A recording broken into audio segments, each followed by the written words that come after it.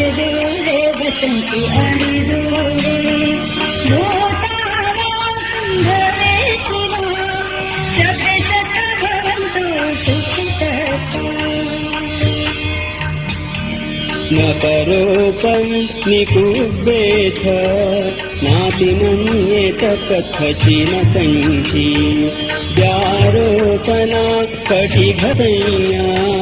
नानि मन्यस्य दुःखमिच्छेय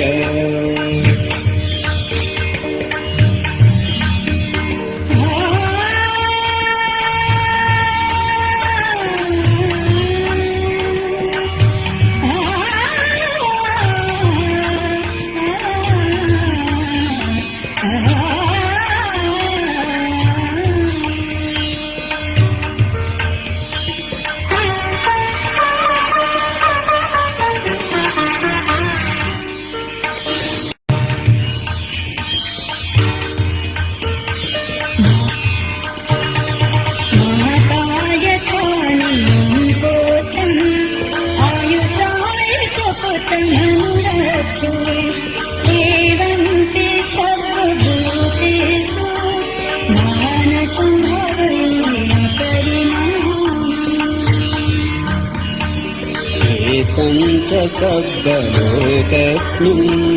मानसं भावये अपरिमाणम् बुद्धम् अघोषतिर्यं च असम्बाधम् अविरम् असततम्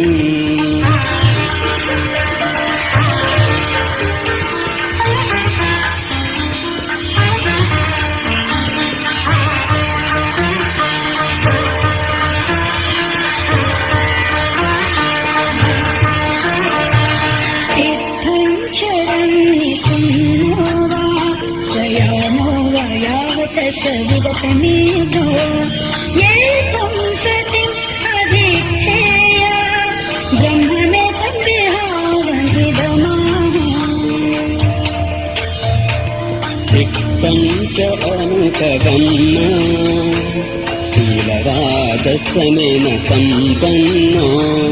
कामेषु विनेयगेधम् न हि जातु दभ्यं पुनरेतीति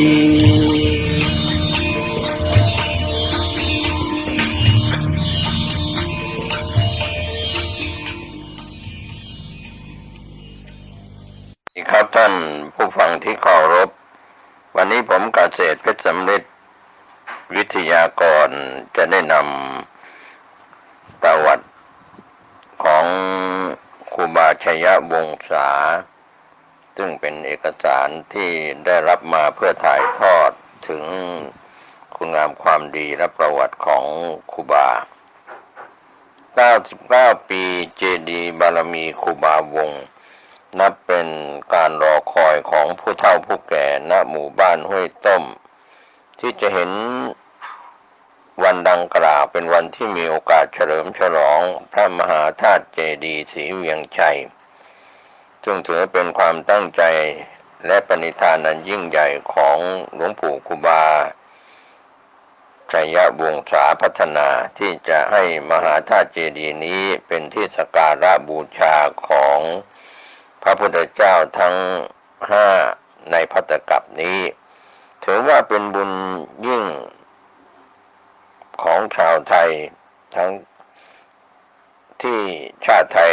เราได้เกิดมาในประเทศไทยได้สร้างได้พบได้เห็นพระมหาธาตุเจดีย์นี้หลวงปู่ยืนยันว่าเป็นการสร้างได้ยากยิ่ง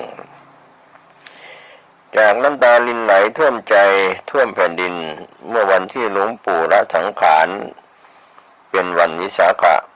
บูชา17 พฤษภาคมพุทธศักราช 2543 พระเจดีย์ในวันนั้นเพิ่งสร้างได้เพียงครึ่งหนึ่งเท่านั้นก็สิ้นหลวงปู่ดังสิ้นใจของชาวไทยปากากยอ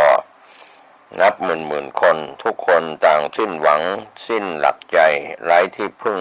ที่เคยอาศัยชีวิตของผู้คนแทบจะตายตามหลวงปู่ไป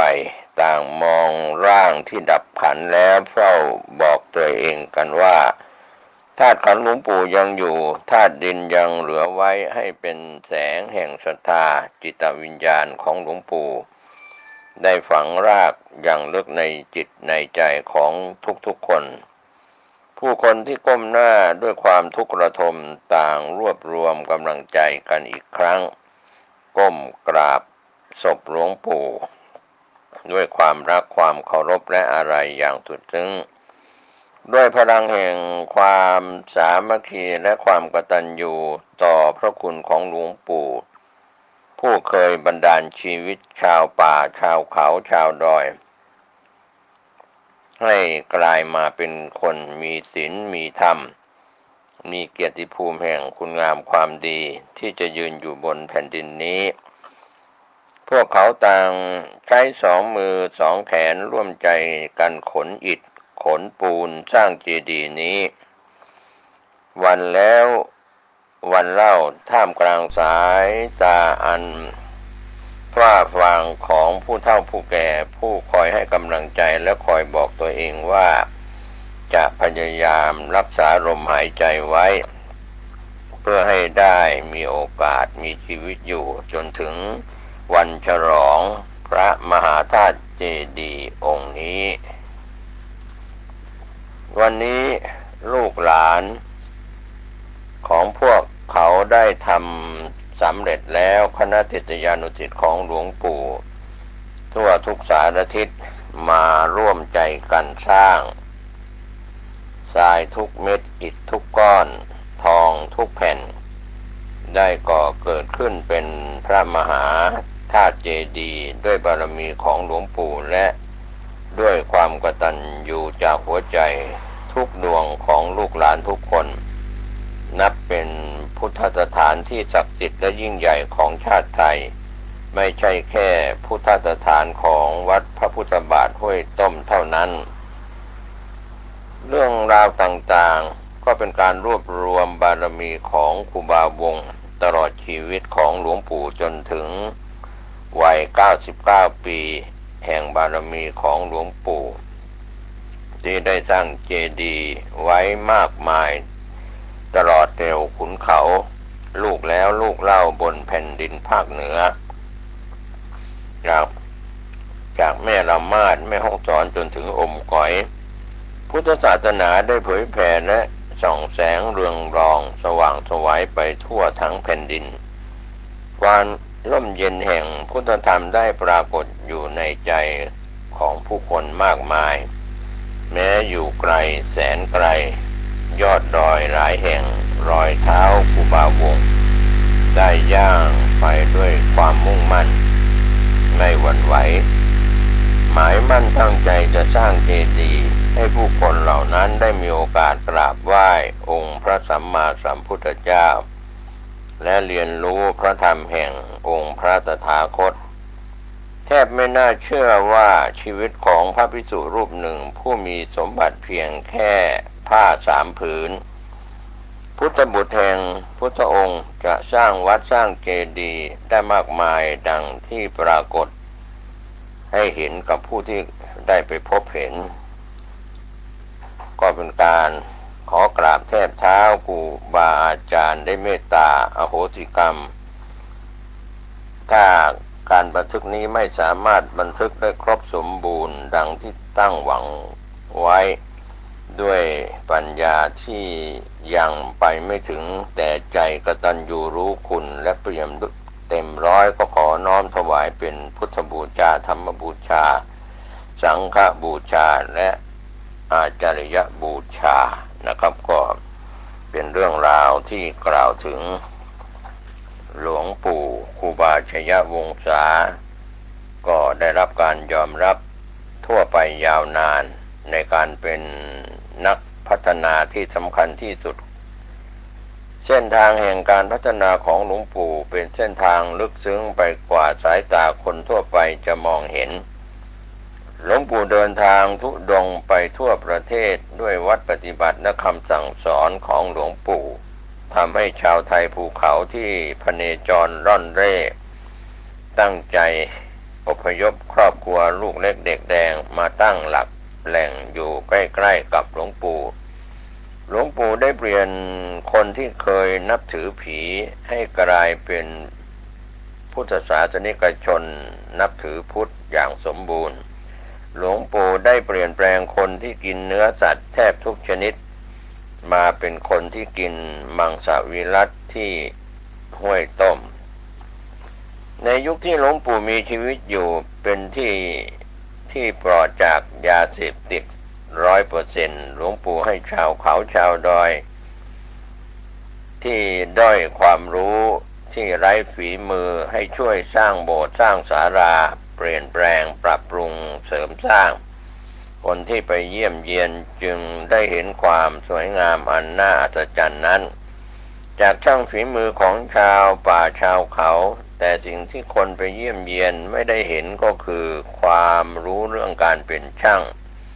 ได้เข้าไปอยู่ในตัวของชาวเขาทำให้ชาวเขาเหล่านั้นกลายเป็นช่างฝีมือมีอาชีพเลี้ยงตัวต่อมาหลวงปู่ไม่ได้สร้างเพียงโบสถ์ที่สวยงามแต่หลวงปู่ได้สร้างช่างฝีมือขึ้นมาพร้อมๆกันและในที่สุดประสบการณ์ที่พวกเขาเหล่านั้นสั่งสมมาก็ทำให้เกิดความมั่นใจที่จะก่อสร้างมหาเจดีย์ขึ้นมาบนแผ่นดินห้วยต้มด้วยความมุ่งมั่นตั้งใจเมื่อใดที่ได้มองเห็นเจดีย์สูงเสียดฟ้านี้ขอให้เราได้รำลึกถึงพระคุณของหลวงปู่และลึกถึงคำสอนของหลวงปู่ที่เป็นส่วนสำคัญที่สุดในการทำให้ชีวิตของเราร่มเย็นเป็นสุขตลอดมาตามแนวทางที่หลวงปู่วางเอาไว้ทุกครั้งที่มีความทุกข์ร้อนเกิดขึ้นในดินแดนนี้ขอให้มหาเจดีย์นี้เป็นเครื่องเตือนใจเราให้รำลึกได้ว่าชีวิตของพวกเราอาจกำลังเดินหลงออกไปจากแนวทางคำสอนของหลวงปู่ที่เคยคุ้มครองให้เราอยู่เย็นเป็นสุขมากว่า40 ปีขอให้พระมหาธาตุเจดีย์ศรีเวียงชัยแห่งนี้เป็นเครื่องเตือนเราถึงคุณค่าของชีวิตที่สุขสงบเย็นเป็นเครื่องเตือนเราถึงธรรมที่นำชีวิตเรางดงามเป็นเครื่องเตือนเราให้ระลึกถึงความวิริยะอุตสาหะของหลวงปู่ครูบาชัยวงศาพัฒนาที่ได้ทุ่มเททั้งชีวิตเพื่อพระพุทธศาสนาให้ยังคงดำรงอยู่ต่อไปเพื่อประโยชน์แก่มนุษยชาติตลอดไปชั่วกาลนานก็เป็นส่วนหนึ่งนะครับที่เราได้แสดงมุทิตาในส่วนอาจารยบูชาพระครูบาชัยวงศาประวัติของหลวงปู่พระครูบาชัยวงศาพัฒนาหลวงปู่ครูบาชัยวงศาพัฒนาเกิดวันอังคารที่22 เมษายน พุทธศักราช 2456 ตรงกับแรม2 ค่ำเดือน 7 เหนือปีฉลูณตำบลบ้านก้ออำเภอลี้จังหวัดลำพูนเป็นบุตรของนายน้อยและนางบ่อแก้วจันทะมีพี่2 คนน้อง6 คนรวมทั้งหลวงปู่เป็น9 คนดังนี้1เด็กหญิงคำเอื้อย2เด็กชายกล่องคำ3เด็กชายวงหลวงปู่ครูบาชัยวงศาพัฒนา4เด็กชายคำตัว5เด็กหญิงบัวผัน6เด็กหญิงบัวใหญ่7เด็กหญิงเรือนมูล8เด็กชายอินปัน9เด็กชายหมอกเคยอุปสมบทกับหลวงปู่ในวัยเด็กวัยเยาว์หลวงปู่เกิดในตระกูลชาวไร่ชาวนาที่ยากจนพ่อแม่ของท่านมีสมบัติติดตัวมาแค่นา 3-4 ไร่ควาย 2-3 ตัวทำนาได้ข้าวปีละ 20-30 หาบไม่พอกินเพราะต้องแบ่งไว้ทำพันธุ์ส่วนหนึ่งอีกส่วนหนึ่งเอาไว้ใส่บาตรทำบุญบูชาพระส่วนที่เหลือจึงจะเก็บไว้กินเอง ต้องอาศัยขุยไผ่ขุยลวกมาตำเอาเม็ดมาหุงแทนข้าวและอาศัยของในป่ารวมทั้งมันและกอยเพื่อประทังชีวิตบางครั้งต้องอดมื้อกินมื้อแม่ต้องไปขอญาติพี่น้องเขาก็ไม่มีจะกินเหมือนกันแม่ต้องกลับมามือเปล่าพร้อมน้ำตาบนใบหน้ามาถึงเรือนลูกก็ร้องไห้เพราะหิวข้าวแม้ว่าครอบครัวของท่านต้องดิ้นรนต่อสู้กับความอดอยากแต่ก็ไม่ได้ละทิ้งเรื่องการทำบุญให้ทานข้าวที่แบ่งไว้ทำบุญแม่จะแบ่งให้ลูกทุกคนคนละปั้นไปใส่บาตรบูชาพระพุทธเจ้าทุกวันพระชีวิต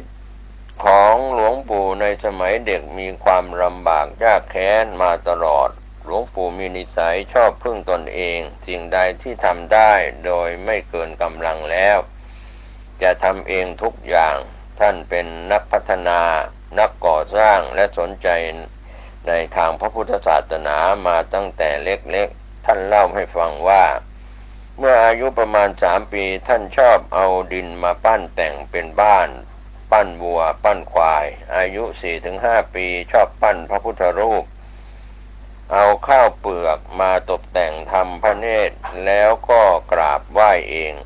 อายุ 5-6 ปีพอที่จะช่วยโยมพ่อโยมแม่ทำงานได้ในขณะนั้นโยมพ่อโยมแม่ไปทำนาซึ่งอยู่ห่างไกลจากบ้านระหว่างที่ข้าวออกรวงหลวงปู่ต้องไปไล่นกไม่ให้มากินข้าวที่ทำไว้เวลาไปต้องไปแต่เช้ากว่าจะกลับก็มืดค่ำบางวันก็ได้กินข้าวบางวันก็ไม่ได้กินเที่ยวเสาะหาอาหารตามป่าเขากินพอประทังชีวิตไปวันหนึ่งอายุ 7-12 ปีท่านได้ไปหาบดินซึ่งเป็นขี้ค้างคาวในถ้ำกับโยมพ่อนำมาทำเป็นดินปืนสำหรับทำบ้องไฟทางเหนือเรียกว่าดินไฟวิธีทำโดยการนำดินเหล่านี้ผสมกับขี้เถ้าแล้วเคี่ยวให้เข้ากันเงินที่ได้เอามาซื้อแลกข้าวซึ่งในขณะนั้นราคาประมาณถังละ80 สตางค์นับว่ามีราคาแพงมากสมัยนั้น7-8 วันได้กินข้าวเท่ากำมือหนึ่งก็ดีมากแล้วมีอยู่ครั้งหนึ่งโยมพ่อพาลูกๆออกไปทำไร่โยมแม่ได้นำอาหารกลางวันมาส่งให้ซึ่งประกอบด้วยขนุนที่ยังดิบอยู่นำมาต้มให้สุกพริกตำห่อด้วยใบตองห่อใหญ่และข้าวห่อเล็กๆห่อหนึ่งโยมพ่อเรียกลูกๆทุกคนมานั่งรวมกันแล้วแบ่งปันอาหารให้กินหลังจากกินอาหารเรียบร้อยแล้วโยมพ่อจึงอบรมสั่งสอนลูกๆว่าตอนนี้พ่อแม่อดลูกทุกคนก็อดแต่ลูกๆทุกคนอย่าท้อแท้ใจค่อยทำบุญไปเรื่อยๆบุญมีภายหน้าก็จะสบายแล้วท่านชี้มือมาที่หลวงปู่และกล่าวว่าลูกเอ๋ยเราทุกข์ขนาดนี้เชียวหนอข้าวจะกินก็ไม่มีต้องกินไปอย่างนี้ค่อยอดค่อยกลั้นไปบุญมีก็ไม่ถึงกับอดตายหรอกทรมานมานานแล้วถึงวันนี้ก็ยังไม่ตายมันจะตายก็ตายไม่ตายก็แล้วไปให้ลูกอดทนไปนะภายหน้าถ้าพ่อยังไม่ตายเสียก่อนก็ดีตายไปแล้วก็ดีบางทีลูกจะได้นั่งขดถวายหงายองค์ตีนคือบวชกินข้าวดีๆอร่อยพ่อนี่จะอยู่ทันเห็นหรือไม่ทันก็ยังไม่รู้หลังจากโยมพ่อได้อบรมสั่งสอนลูกๆได้สักพักหนึ่งต่างก็แยกทางกันไปทำงานในสมัยที่ท่านยังเล็กๆอายุ 3-4 ขวบท่านมีโรคประจำตัวคือโรคลมสันนิบาตลมเบี่ยวลมกังต้องนั่งท ทุกข์อยู่เป็นวันเป็นคืนเดินไปไกลก็ไม่ได้วิ่งก็ไม่ได้เพราะลมเปี่ยวแต่คิวกินขากินน่องเดินเร็วๆก็ไม่ได้ต้องค่อยไปค่อยยั้งเวลาอยู่บ้านต้องคอยเลี้ยงน้องตักน้ำติดไฟไว้คอยพ่อแม่ที่เข้าไปในป่าหาอาหารในช่วงที่ท่านมีอายุ5-10 ขวบท่านต้องเป็นหลักในบรรดาพี่น้องทั้งหมดที่ต้องช่วยงานพ่อแม่มากที่สุดเวลาพ่อแม่ไปไร่ไปนาก็ไปด้วยเวลาพ่อแม่ไปหากลอยขุดมันหาลูกไม้ในป่าท่านก็ไปช่วยขุดช่วยหาบกลับบ้านบางครั้งพ่อแม่หลงทางเพราะไปหากลอยตามเนินดอยเนินเขากว่าจะหากลอยได้เต็มหาบก็ดึกขากลับพ่อแม่จำทางไม่ได้ท่านก็ช่วยพาพ่อแม่กลับบ้านจนได้ครั้นถึงหน้าฝนพ่อแม่ออกไปทำนาท่านก็ติดตามไปช่วยทุกอย่างพ่อปั้นคันนาท่านก็ช่วยพ่อไถนาท่านก็คอยจูงควายให้พ่อเวลาแม่ปลูกข้าวก็ช่วยแม่ปลูกจนเสร็จจากหน้าทำนาท่านก็จะเผาไม้ในไร่เอาขี้เถ้าไปขุดดินในถ้ำผสมทำดินไปทำเป็นดินปืนไปขายได้เงินซื้อข้าวและเกลือบางครั้งก็ไปอยู่กับลุงน้อยเดชะรับจ้างเลี้ยงควายบางปีก็ได้ค่าแรงเป็นข้าว2-3 หาบบางปีก็เพียงแต่ขอกินข้าวกับลุงพอตุนท้องตุนไส้ไปวันๆพอถึงเวลาข้าวออกรวงนกเขาจะลงกินข้าวในนาท่านก็จะขอพ่อแม่ไปเฝ้าข้าวในนาตั้งแต่เช้ามืดกว่าจะกลับก็ตะวันรับฟ้าไปแล้วความกตัญญูนี้หลวงปู่มีความกตัญญูมาแต่เด็กท่านช่วยพ่อแม่ทำงานต่างๆทุกอย่างเท่าที่ทำได้ตั้งแต่อายุได้ประมาณ5 ขวบท่านก็ช่วยพ่อแม่เฝ้านาเลี้ยงน้องตลอดจนช่วยงานทุกอย่างของพ่อแม่เมื่อเวลาที่พ่อแม่หาอาหารไม่ได้ท่านก็จะไปรับจ้างชาวบ้านแถบบ้านก็ทำความสะอาดหรือช่วยเฝ้าไร่นาเพื่อแลกกับข้าวปลาอาหารมาให้พ่อและแม่น้องๆได้กินในบางครั้งอาหารที่หาหรือที่พ่อแม่จัดหาให้ไม่เพียงพอกับคนในครอบครัวด้วยความที่ท่านมีนิสัยเสียสละและไม่ต้องการให้พ่อแม่ต้องเจียดอาหารของท่านทั้งสองซึ่งมีน้อยอยู่แล้วออกมาให้ท่านอีกท่านจึงได้บอกว่ากินมาแล้วเพื่อให้พ่อแม่สบายใจแต่พอรับตาผู้อื่นหรือเมื่อผู้อื่นในบ้านหลับกันหมดแล้วท่านก็จะหลบไปดื่มน้ำหรือบางครั้งจะหลบไปหาใบไม้ที่พอจะกินได้มาเคี้ยวกินเพื่อประทังความหิวที่เกิดขึ้นซึ่งเรื่องนี้ได้รับฟังมาจากน้องชายของท่านว่าหลวงพ่อเติบโตขึ้นมาโดยพ่อแม่เลี้ยงข้าวท่านไม่ถึง10 ถังแต่ท่านในสมัยเป็นเด็กกลับ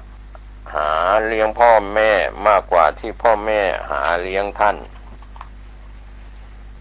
ปกติท่านมักจะหาเวลาว่างไปทำบุญช่วยเหลือการงานที่วัดก็จอกซึ่งอยู่ใกล้บ้านเสมอครั้งหนึ่งท่านได้ชวนผู้เฒ่าคนหนึ่ง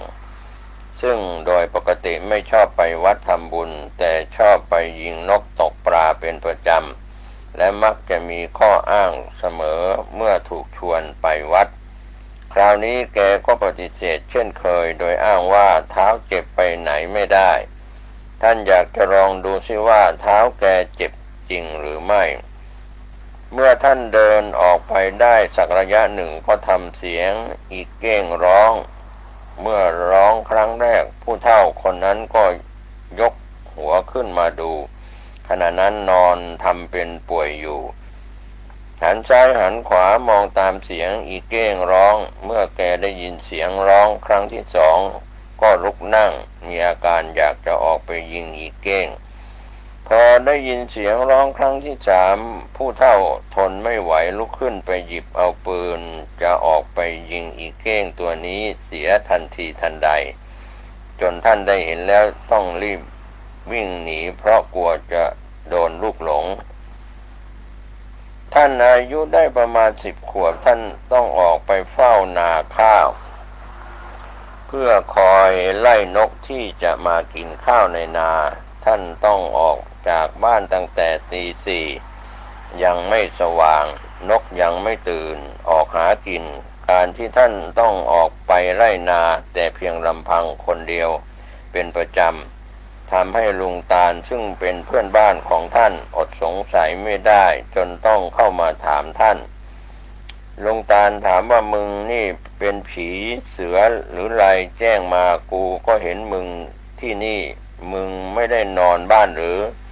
เด็กชายวงก็ตอบว่าเมื่อนกหนูนอนแล้วข้าจึงกลับไปบ้านเช้ามืดไก่ขัน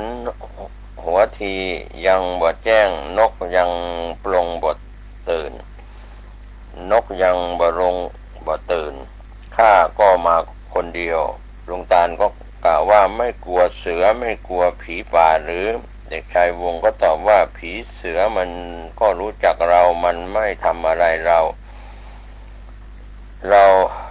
เที่ยวไปเที่ยวมามันคงรู้และเอ็นดูเราบางวันตอนเช้าเราเห็นคนเดินไปข้างหน้าเราก็เดินตามไม่ทันจนถึงไร่มันก็หายไปเราก็เข้าใจว่ามันไปส่งเราก็ไม่กลัวบางเช้าก็ได้ยินเสียงเสือร้องไปก่อนหน้า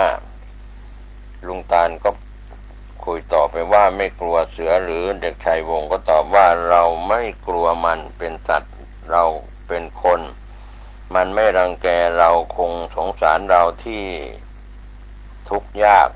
มันคงจะมาอยู่เป็นเพื่อนเราจะไปจะมาก็ขอเทวดาที่รักษาป่าช่วยรักษาเราจึงไม่กลัวลุงตาลก็คุยต่อไปว่ามึงเก่งมากกูจะทำตามมึงเด็กชายวงกล่าวตอบลุงตาลว่าเราไม่ได้ทำอะไรมันก็ไม่ทำอะไรมันไม่รังแกเราคิดว่าคนที่ใจบาปไปเสาะหาเนื้อในป่ากินกวางกินเก้งกินปลาเสือก็ยังไม่กัดใครตายในป่าสักคนเวลาเราจะลงเรือนเราก็ขอให้บุญช่วยเราลุงตาลก็คุยกับเด็กชายวงว่ามึงยังเด็กอายุไม่ถึง10 ขวบมืดดึกก็ไม่กลัวป่าไม่กลัวเถื่อนไม่กลัวผีป่าผีพงไม่กลัวช้างกูยอมมึงแล้วขณะที่ท่านนั่งอยู่ใต้ต้นไม้ในป่าคนเดียวตามลำพังท่านได้เปรียบเทียบชีวิตท่านกับสัตว์ป่าทั้งหลายว่านกทั้งหลายต่างหากินไปไม่มีที่หยุดต่างก็เลี้ยงตัวเองไปตามภาษามันก็ยังทนทานไปได้ตัวเราค่อยอดค่อยทนไปก็ดีเหมือนกันสัตว์ทั้งหลายก็ทุกข์ยากอย่างเราก็ทุกข์ยากอย่างเราสัตว์ในโลกก็ทุกข์เหมือนกันทุกอย่างเราไม่ควรจะเหนื่อยค้านค่อยอดค่อยทนตามพ่อแม่นำพาไปก็เป็นการนำเล่าประวัติของครูบาชัยวงศาพัฒนาซึ่งเป็นประวัติของหลวงปู่ครูบาชัยวงศาพัฒนาวัดพระพุทธบาทห้วยต้มอำเภอลี้จังหวัดลำพูนก็เป็นการนำเล่าในตอนแรกเริ่มเกี่ยวกับชีวประวัติบารมีของท่านอยู่ถึง99 ปีจึงได้มรณภาพก็เป็นส่วนหนึ่งนะครับถ่ายทอดเอกสารเป็นเสียงผมเกษตรเพชรสมฤทธิ์เพื่อร่วมสร้างบุญบารมีในการนำเล่าประวัติของ หลวงปู่ครูบาชัยวงศาพัฒนาวัดพระพุทธบาทห้วยต้มอำเภอรีจังหวัดลำพูนวันนี้พอสมควรแก่เวลาติดตามศึกษาได้ในคราวหน้าสวัสดีครับสวัสดีครับท่านผู้ฟังที่เคารพสารธรรมดีๆนำเล่าประวัติของครูบาวงศาพัฒนาหรือชื่อเรื่องติดปากของชาวบ้านว่าครูบาชัยวงศาพัฒนาซึ่งเป็นพระมหาเถระได้มรณภาพจากพวกเราไปแล้วตอนที่ท่านมรณภาพมีอายุขัย99 ปีท่านสร้างเจดีย์บารมีครูบาวงก็เรื่องราวต่างๆที่เราได้ทยอยนำเล่าถ่ายทอดจากเอกสารเป็นเสียงก็ประวัติของหลวงปู่ท่านมีพี่น้องทั้งหมด9 คนรวมทั้งตัวท่านเองด้วยนะครับก็ท่านเกิดบนพื้นที่อำเภอลี้จังหวัดลำพูนในสมัยอดีตนับร้อยปีที่ผ่านมาก็คงเป็นสิ่งที่เราคิดพิจารณาว่าบ้านเมืองของอำเภอลี้จังหวัดลำพูนในสมัยอดีตนั้นยังไม่เจริญยังไม่รุ่งเรืองวันนี้ก็ขอเล่าถึงผลงานของครูบาชัยวงศาพัฒนานะครับก็นำเล่าในการสนทนาระหว่างลุงตาลกับเด็กชายวงในสมัยท่านเป็นเด็กๆแล้วก็กล่าวถึงธรรมว่าการที่ท่านได้มีปัญญาพิจารณาเห็นทุกข์ของครูบาชัยวงศาพัฒนาท่านก็มีพรหมวิหารและธรรมทั้ง4ชัยวงศาพัฒนามีความเมตตากรุณาและพรหมวิหาร4มาแต่เยาว์วัยเด็กๆอย่างหาที่เปรียบมิได้เพื่อนของหลวงปู่ตั้งแต่สมัยเด็กๆเล่าว่าสมัยที่ท่านเป็นเด็กระหว่างทางไปหาของหรืออาหารป่าทุกครั้งที่เห็นสัตว์ถูกกับดักของนายพรานท่านจะปล่อยสัตว์เหล่านั้นให้มีอิสรภาพเสมอแล้วจะหาสิ่งของมาทดแทนให้กับนายพรานเพื่อเป็นการแลกเปลี่ยนกับชีวิตของมันครั้งหนึ่งท่านเห็นตัวตุ่นถูกกับดักนายพรานติดอยู่ในโพรงไม้ไผ่ท่านด้วยความสงสารจึงปล่อยตัวตุ่นนั้นไปแล้วหยิบหัวมันที่หามาได้จากในป่าซึ่งตั้งใจไว้ว่าจะนำไปให้พ่อแม่และน้องๆกินใส่เข้าไปในโพรงไม้นั้นแทนเพื่อเป็นการชดใช้แลกเปลี่ยนกับชีวิตของตัวตุ่นนั่นเองต่อมาวันหนึ่งหลวงปู่ไปพบปลาดุกติดเบ็ดของชาวบ้านที่นำมาปักไว้ที่ห้วยท่านเห็นมันดิ้นทุรนทุรายแล้วก็เกิดความสงสารเวทนาปลาดุกตัวนั้นมากจึงปลดมันออกจากเบ็ดแล้วเอาหัวผักกาดที่ท่านทำงานแลกมาตั้งใจไว้ว่าจะนำไปให้พ่อแม่และน้องๆกินมาเกี่ยวไว้แทนเป็นการแลกเปลี่ยนชีวิตปลาดุกตัวนั้นหลวงปู่ได้เมตตาบอกถึงเหตุผลที่กระทำเช่นนั้นว่าในเวลานั้นท่านมีความเวทนาสงสารสัตว์เหล่านั้นจึงได้ช่วยชีวิตของมันไว้ท่านมักจะสั่งสอนลูกศิษย์อยู่เสมอว่าชีวิตของใครใครก็รักทั้งนั้น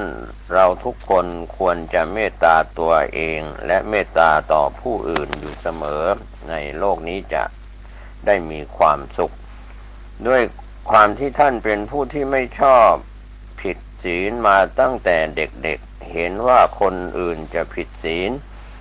ข้อปาณาติบาตการฆ่าสัตว์ตัดชีวิตก็รู้สึกสงสารทั้งผู้ทำปาณาติบาตฆ่าสัตว์และผู้ถูกฆ่าคือสัตว์นั้น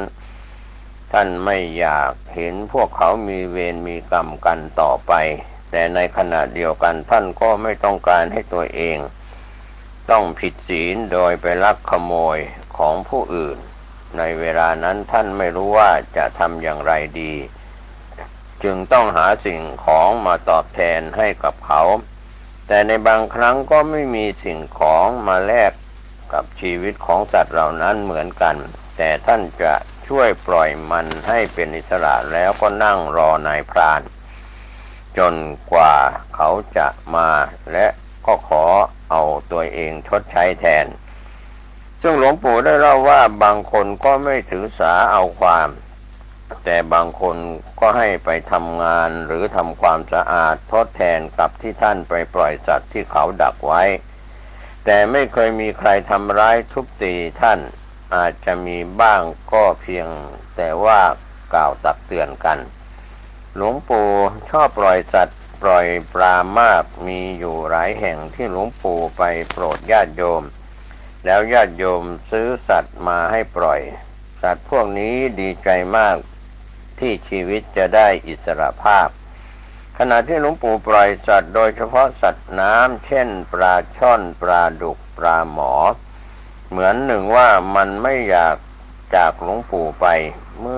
มื่อให้ศีลให้พรจะดำผุบดำโผอยู่ที่หน้าหลวงปู่เป็นเวลานานบางตัวขึ้นมานอนสงบนิ่งเพื่อรับพรบางตัวขึ้นมาเคล้าเคลียที่เท้าของหลวงปู่ที่จุ่มลงไปในน้ำแสดงความรักและความเมตตาจิตที่ได้รับจากหลวงปู่สมัยเมื่อหลวงปู่จำพรรษาอยู่ป่า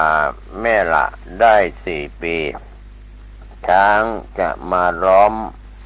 พังเสียงสวดมนต์ทุกเช้าเมื่อพังจบแล้วต่างก็แยกย้ายกันไปหากินเมื่อหลวงปู่เตระฆังช้างก็จะมาขอกินข้าวหลังจากได้กินข้าวแล้วก่อนจากไปช้างที่เป็นหัวหน้าจะครางฮือเพื่อแสดงความเคารพและขอบคุณแม้แต่เสือก็ยังมีความเกรงใจคือถ้าเสือเดินมาในระยะไกลๆมันจะร้องมาเรื่อยเมื่อเดินเข้ามาใกล้ที่หลวงปู่พักอยู่มันก็จะไม่ร้องจะร้องอีกต่อเมื่อออกห่างไปไกลหลวงปู่บอกว่าแม้ว่าบางครั้งจะต้องทำงานหนักเพื่อใช้ชีวิตของสัตว์ที่ท่านได้ปล่อยไปแต่ท่านก็รู้สึกยินดีแล้วก็ปีติอิ่มใจเป็นอันมากที่ได้ทำในสิ่งที่ดีงามเหล่านี้มังสวิรัตินั้นเป็นอาหารที่เว้นเนื้อหลวงปู่อายุได้12 ปีท่านได้พบเหตุการณ์สำคัญที่ทำให้ไม่อยากจะกินเนื้อสัตว์เลยนับตั้งแต่นั้นมาครั้งหนึ่งท่านได้เห็นพญากวางใหญ่ถูกนายพรานยิงแทนที่พญากวางตัวนั้นจะร้องเป็นเสียงสัตว์มันกลับร้องโอยโอยโอยโอยเหมือนเสียงคนร้องแล้วสิ้นใจตายในที่สุดและเมื่อท่านไปอยู่กับครูบาชัยลังกาซึ่งไม่ฉันเนื้อสัตว์หลวงปู่จึงงดเว้นอาหารจำพวกเนื้อสัตว์ตั้งแต่นั้นมาอีกประการหนึ่งอาจจะเป็นด้วยบุญบารมีที่ท่านได้สร้างสมมาแต่อดีตชาติประกอบกับได้เห็นความทุกข์ยากของสัตว์ต่างๆที่ถูกทำร้ายจึงทำให้ท่านเกิดความสลดใจอยู่เสมอท่านจึงได้ตั้งจิตอธิษฐานถึงคุณพระศรีรัตนตรัยตั้งแต่นั้นมาว่าจะไม่ขอเบียดเบียนชีวิตผู้อื่นไม่ว่าจะเป็นคนหรือสัตว์และจะไม่ขอกินเนื้อสัตว์อีกต่อไปหลวงปู่เมตตาสอนว่าสรรพสัตว์ทั้งหลายย่อมรักและหวงแหนชีวิตของมันเองเราทุกคนไม่ควรจะเบียดเบียนมันจะได้อยู่อย่างเป็นสุขและหลวงปู่ยังพูดเสมอว่าหลวงปู่ต้องการให้ศีลของหลวงปู่บริสุทธิ์ขึ้นไปเรื่อยๆสัตว์ทุกตัวมันก็รักชีวิตของมันเหมือนกันเมื่อเราฆ่ามันตายเพื่อกินเนื้อมันจิตของมันไปที่สำนักพญายม ก็จะฟ้องร้องว่าคนนั้นฆ่ามันตายคนนี้กินเนื้อของมัน ถึงแม้จะไม่ได้ฆ่าคนกินก็เป็นจำเลยด้วยก็ย่อมต้องได้รับโทษแต่จะออกมาในรูปของการเจ็บไข้ได้ป่วยและความไม่สบายต่างๆซึ่งเจ้าตัวไม่รู้สึกเห็นว่าเป็นเรื่องธรรมดาบรรพชาเป็นสามเณรเมื่อหลวงปู่อายุได้12 ปีด้วยผลบุญที่ท่านได้บำเพ็ญมาแต่ปางก่อนในอดีตชาติและได้รับการอบรมสั่งสอนจากพระสงฆ์ครูบาอาจารย์ในชาตินี้จึงดลบันดาลให้ท่านมีความเบื่อหน่ายต่อชีวิตทางโลกอันเป็นทุกขังอนิจจังอนัตตาแห่งนี้ท่านจึงได้รบเร้าขอให้พ่อแม่พาท่านไปบวชเพื่อท่านจะได้บำเพ็ญธรรมะขององค์พระสัมมาสัมพุทธเจ้าเมื่อบิดามารดาได้ฟังก็เกิดความปิติยินดีเป็นยิ่งนักโยมพ่อจึงนำท่านไปฝากไว้ที่วัดกับหลวงอาและในปีนี้เองโยมพ่อก็เสียชีวิตลงหลังจากหลวงปู่มาอยู่วัดได้เพียง1 เดือนโยมพ่อของท่านจึงไม่มีโอกาสเห็นท่านนั่งขดถวายหงายองค์ตีนกินข้าวจริงตามที่เคยพูดไว้หลวงปู่ศึกษาเล่าเรียนอยู่8 เดือนเมื่อท่านอายุย่าง13 ปีในปีพุทธศักราช 2468 จึงได้บวชเป็นสามเณรกับครูบาชัยรังกาซึ่งเป็นพระธุดงค์กรรมฐานรุ่นพี่ของครูบาศรีวิชัยครูบา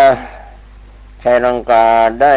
ตั้งชื่อให้ท่านใหม่หลังจากเป็นสามเณรแล้วว่าสามเณรชัยรังกาเช่นเดียวกับชื่อของครูบาชัยรังกามีความเคารพเชื่อฟัง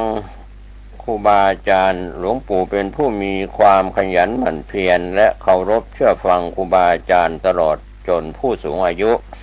จึงทำให้ครูบาอาจารย์และผู้เฒ่าผู้แก่รักใคร่เอ็นดูมากจนเป็นเหตุทำให้เพื่อนสามเณรบางคนพากันอิจฉาริษยาหาว่าท่านประจบครูบาอาจารย์และถูกกลั่นแกล้งรังแกอยู่เสมอระหว่างศึกษาเรียนภาษาล้านนามักจะโดนครูที่สอนตีเป็นประจำอ่านหนังสือแทบทุกตัวอักขระไม่ว่าเล็กๆน้อยๆเช่นอ่านไม่ออกก็โดนทุบโดนตีเหมือนอย่างวัวอย่างควาย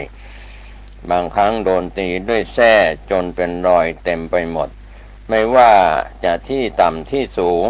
บางทีก็โดนสันขวานทุบตีที่หัวเช่นอ่านหนังสือว่ากักขะก็กะกะขะ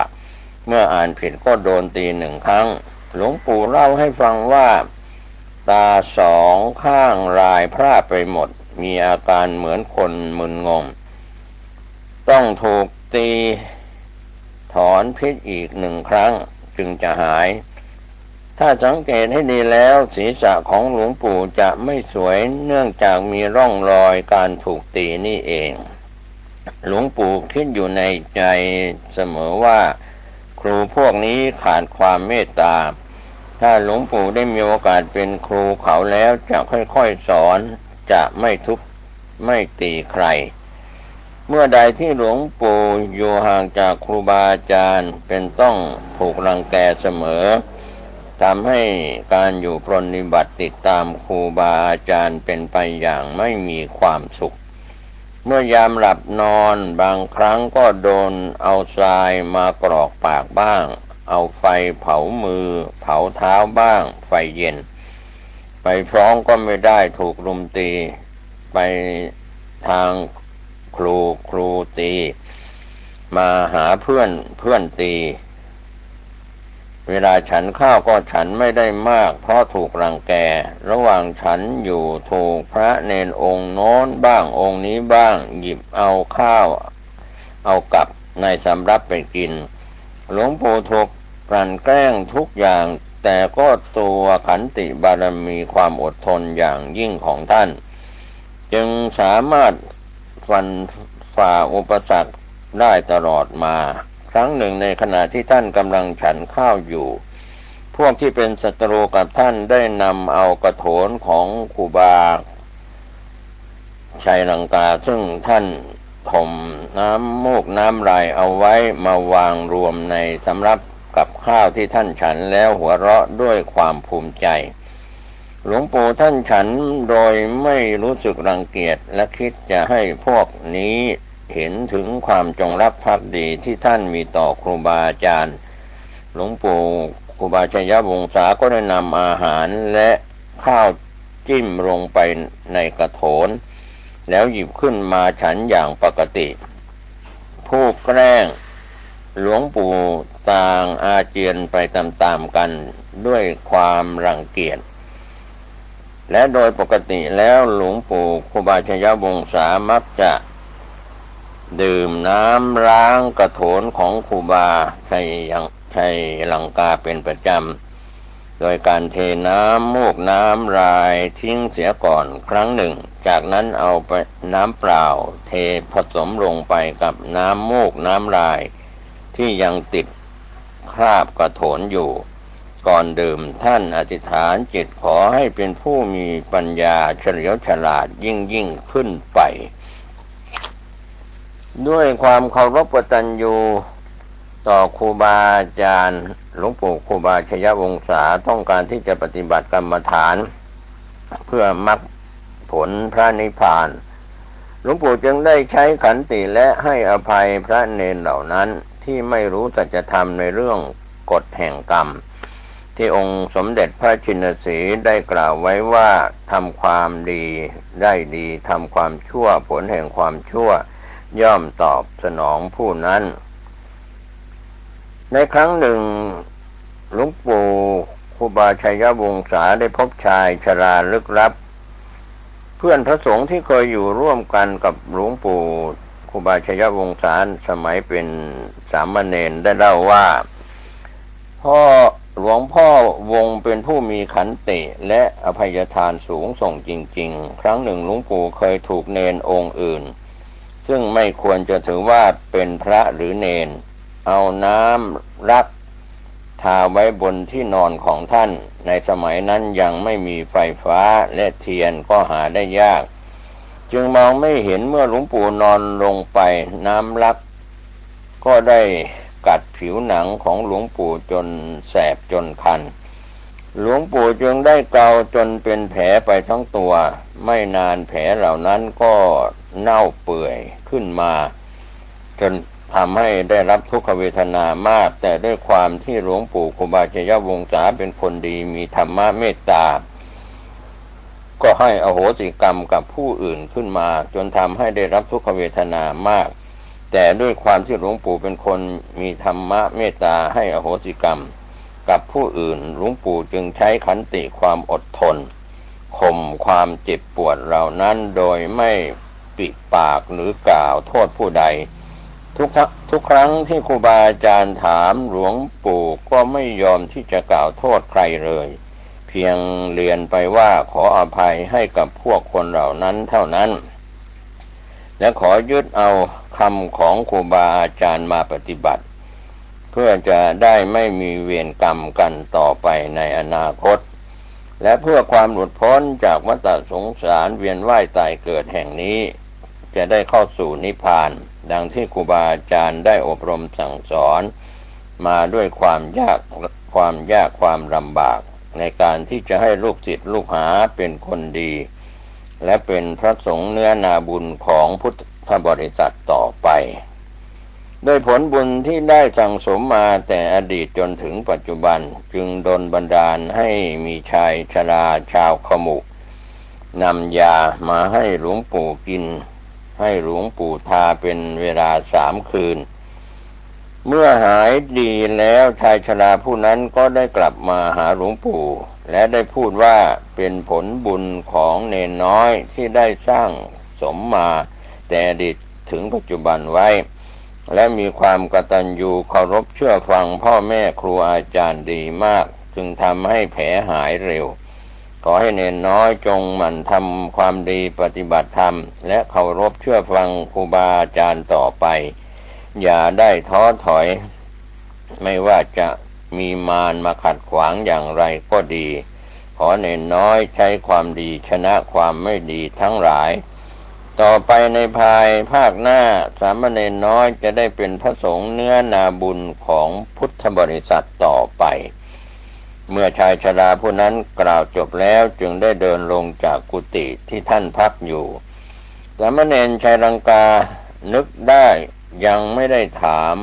ชื่อแท้ของชายชราผู้มีพระคุณ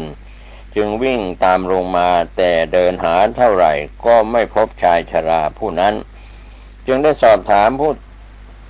คนที่อยู่ในบริเวณนั้นทุกคนบอกเป็นเสียงเดียวกันว่าไม่พบเห็นชายชราเช่นนี้มาก่อนเลย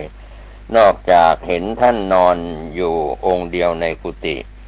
จากคำพูดของคนเหล่านี้ทำให้หลวงปู่ครูบาชยวงศาประหลาดใจเป็นอย่างมากในสมัยนั้นเพราะได้พูดคุยกับชายชราผู้นั้นถึง3 คืนทุกครั้งที่ชายชราผู้นี้มาทายาและทำยาให้ท่านกินเหตุการณ์นี้ทำให้หลวงปู่คิดว่าชายชราผู้นั้นถ้าไม่เป็นเทพแปลงกายมาก็อาจจะเป็นผู้ทรงศีลที่บำเพ็ญอยู่ในป่าจนได้อภิญญาเรื่องของการกลั่นแกล้งจากพระเนนต่างๆเหล่านี้เมื่อท่านได้มีโอกาสกราบเรียนให้ครูบาชัยลังกาทราบครูบาชัยลังกาก็เมตตาสั่งสอนว่าเนนน้อยให้อดทนไว้ที่ถูกกลั่นแกล้งเช่นนี้ก็เพราะเป็นเวรกรรมที่เคยทำไว้ในอดีตถ้าผูกเวรกันแล้วก็จะไม่มีวันพ้นทุกข์ไปได้กรรมใดใครก่อกรรมนั้นย่อมตามสนองเนนน้อยควรรู้จักการให้อภัยเสียแต่บัดนี้ต่อไปภายหน้าเนนน้อยจะได้สบายครูบาชัยลังกามักลูบหัวของท่านด้วยความรักเอ็นดูและสั่งสอนให้ด้วยความเมตตาอยู่เสมอว่ามันเป็นกรรมเก่าของเนนน้อยตุลุงขอให้เนนน้อยใช้ขันติความอดทนและความเพียรต่อไปเพื่อโลกุตรธรรมอันยิ่งใหญ่ในภายหน้าเมื่อถึงเวลานั้นแล้วทุกคนที่เคยล่วงเกินเนนน้อยเขาจะรู้กรรมที่ได้ล่วงเกินเนนน้อยมานะครับก็เป็นส่วนที่ท่านครูบาชัยวงศาเล่าเรื่องพบชายชราลึกลับช่วยเหลือท่านยามที่เจ็บป่วยอีกเรื่องหนึ่งก็พูดถึงครูบาชัยลังกาซึ่งเป็นปฐมอาจารย์ของหลวงปู่ครูบาชัยวงศาองค์แรกครูบาชัยลังกาเป็นพระอาจารย์องค์แรกของหลวงปู่ท่านเป็นผู้มีศีลจารวัตรงดงามอบรมสั่งสอนทั้งบรรพชิตและคฤหัสถ์ให้ประพฤติอยู่ในศีลในธรรมแต่ท่านจะเลือกสั่งสอนเฉพาะผู้ที่ควรจะเมตตาได้เท่านั้นดังมีเรื่องอยู่หลายครั้งตามที่ได้รับฟังมาว่าท่านสามารถยังรู้ถึงเหตุการณ์ในภายหน้าได้ว่าใครบ้างจะมาหาท่านมาดีมาร้ายอย่างไรถ้าผู้ใดมีจิตปรารถนาที่ดีต้องการมาเพื่อทำบุญทำทานรักษาศีลฟังธรรมก็จะต้อนรับด้วยความยินดีและเมตตาสั่งสอนให้สำเร็จสมความมุ่งหมายที่ได้ตั้งใจมาแต่ถ้าต้องการมาพบในทางที่ไม่ชอบแล้วท่านจะหลบเข้าป่าไม่ให้พบตัวจนกว่าพวกนี้กลับไปจึงจะออกมาและไม่มีกำหนดเวลาว่าจะเข้าป่าเมื่อไหร่บางครั้ง5 ทุ่มเที่ยงคืนตี 1ตี 2ถ้าท่านต้องการจะไปแล้วหลวงปู่ต้องเตรียมตัวให้ทันตามที่ท่านปรารถนาบางครั้งก็ไม่ได้ฉันอาหารเพราะไปอดอยู่ในป่าครูบาชัยลังกาซึ่งเป็นครูบาของอาจารย์ของครูบาชัยวงศามักจะพาหลวงปู่ออกเดินธุดงค์ไปตามป่าเขาเสมอการเดินป่าจึงต้องมีความเคารพต่อสถานที่และเจ้าป่าเจ้าเขาเช่นการตัดไม้ผ่าฟืนจะทำเหมือนอยู่ตามบ้านไม่ได้เมื่อตัดไม้แล้วต้องเดินไปวางกองรวมกันให้เรียบร้อยจะโยนไปรวมกันไม่ได้ ไม้มีขนาดใหญ่ไม่สามารถแบกมาได้ก็ต้องตัดแบ่งเป็นท่อนเล็กๆแล้วแบกมาจึงถือรากมาตามพื้นก็ไม่ได้มีอยู่ครั้งหนึ่งหลวงปู่ได้เข้าไปตัดไม้ในป่าแล้วนำออกมาโดยรากมาตามพื้นซึ่งการทำเช่นนี้ถือว่าเป็นการไม่เคารพสถานที่เจ้าป่าเจ้าเขาและในคืนนั้นเองเหตุการณ์ก็ไม่คาดฝันก็บังเกิดขึ้นหลวงปู่มีอาการเริ่มป่วยครึ่งหลับครึ่งตื่นในขณะนั้นมีนกตัวเล็กซึ่งทางเหนือเรียกว่าผีปะโก้โล่งปงตรงทางภาคกลางเรียกว่าผีกองกอยนกชนิดนี้โดยปกติจะร้องออกมาเป็นเสียงธรรมชาติที่ได้ยินทั่วไปก็คือคอกคอกคอยคอยแต่ถ้าได้ยินเสียงร้องผิดปกติว่าคอกคอกคอขาดต้องระวังให้ดีและในคืนนี้ก็เช่นเดียวกันเสียงมันร้องว่า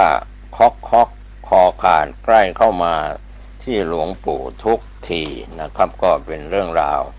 ที่นำเล่าประวัติของครูบาชัยรังกาซึ่งเป็นพระอาจารย์รูปแรกของหลวงปู่ครูบาชัยวงศาพัฒนานำเล่ายังไม่จบลงผมเกษตรเพชรสมฤทธิ์วิทยากรได้ถ่ายทอดเอกสารจากตัวหนังสือเป็นเสียงขอบคุณผู้ที่นำประวัติของหลวงปู่ครูบาชัยวงศา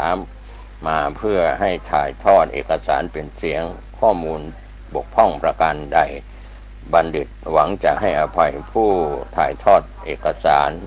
ขอทุกท่านโชคดีสร้างบารมีมีความสุขโดยทั่วหน้ากันสวัสดีครับสวัสดีครับท่านผู้ฟังที่เคารพวันนี้ธรรมสาระกล่าวถึง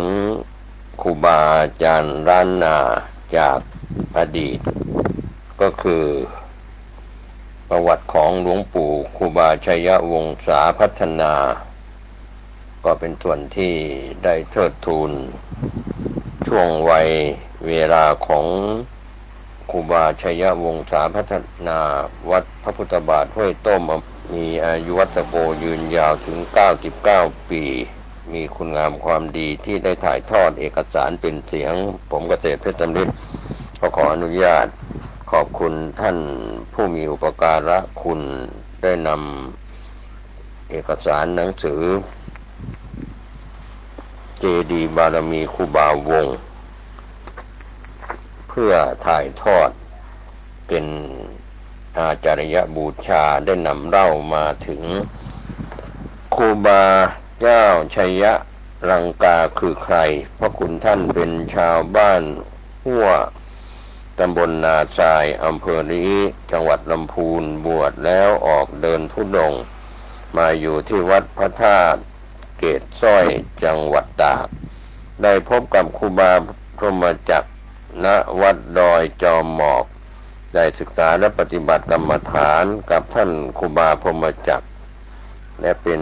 อุปชาบวชเป็นสามเณรนับได้ว่าเป็นปฐมอาจารย์ของหลวงปู่ครูบาวงศ์ท่านแรกส่วนอีกรูปหนึ่งก็คือที่เรารู้จักครูบาเจ้าศรีวิชัยเป็นชาวบ้านปางตำบล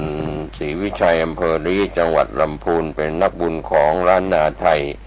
มีเกียรติคุณชื่อเสียงที่ได้รับการเคารพนับถือจากพุทธศาสนิกชนโดยทั่วไปเป็นผู้สร้างถนนขึ้นดอยสุเทพสร้างวัดวาอารามสถานที่ราชการหลายแห่ง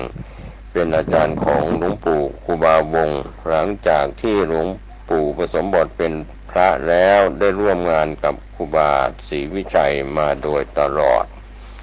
ก็ได้นำเล่ามาถึงหลวงปู่ครูบาวงศ์ปรากฏว่าครูบา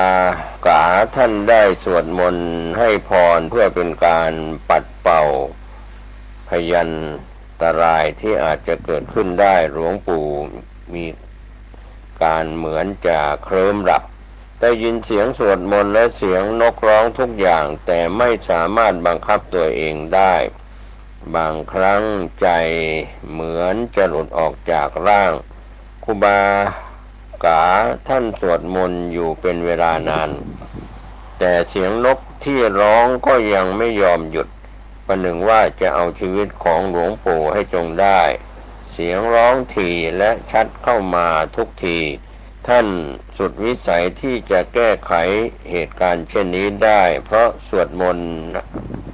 ให้พรหมดทุกบทแล้วยังไม่ยอมไปสัตว์พวกนี้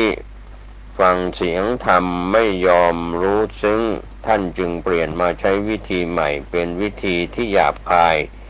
โดยท่านพูดด่าออกไปว่าโคตรพ่อโคตรแม่มึงสวดมนต์สวดพร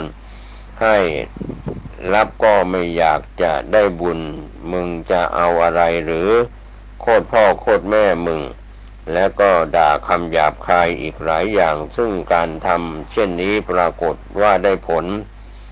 นกผีกองกอยค่อยๆร้องห่างออกไปเรื่อยๆในที่สุดก็หายไปในไม่ช้าหลวงปู่ท่านก็มีสติขึ้นมาตามเดิมไปวัดพระพุทธบาทห้วยต้มใน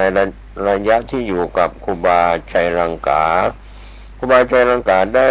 เมตตาอบรมสั่งสอนวิชาการต่างๆให้แก่ท่านเช่นภาษาล้านนาธรรมะการปฏิบัติกรรมฐานรวมทั้ง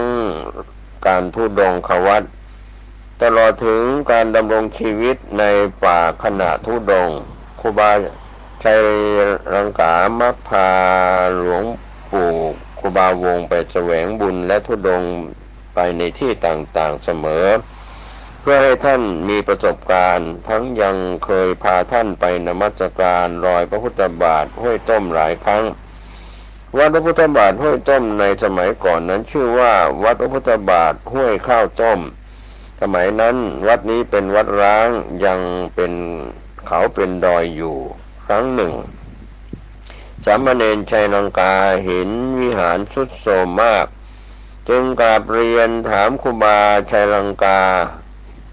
ว่าทำไมตู้ลุงถึงไม่มาสร้างวัดนี้มันทรุดโทรมมาก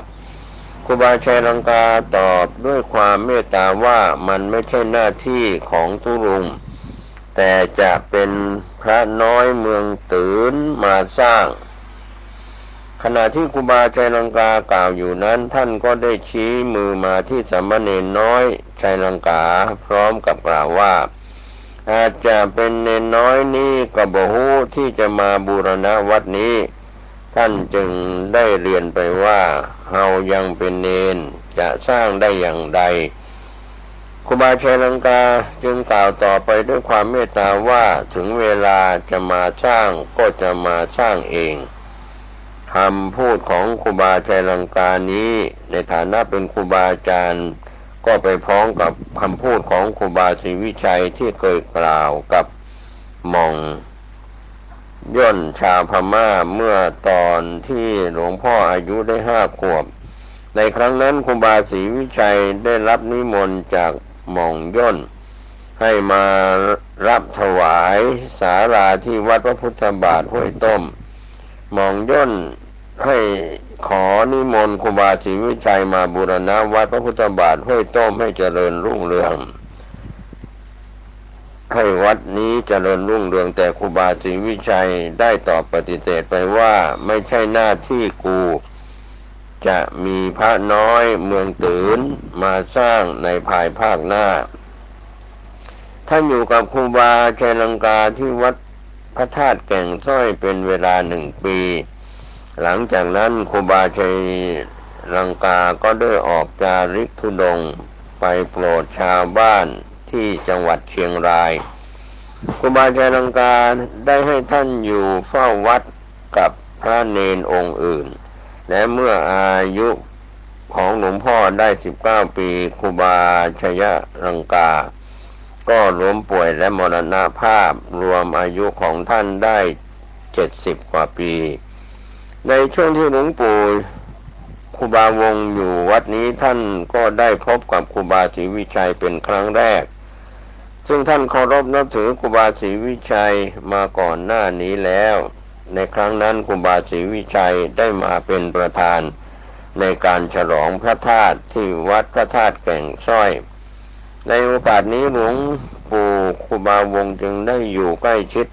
ปรนนิบัติรับใช้ครูบาศรีวิชัยเป็นเวลา7 วันการพบกันครั้งแรกนี้ครูบาศรีวิชัยก็ได้รับท่านไว้เป็นติดตั้งแต่นั้นมา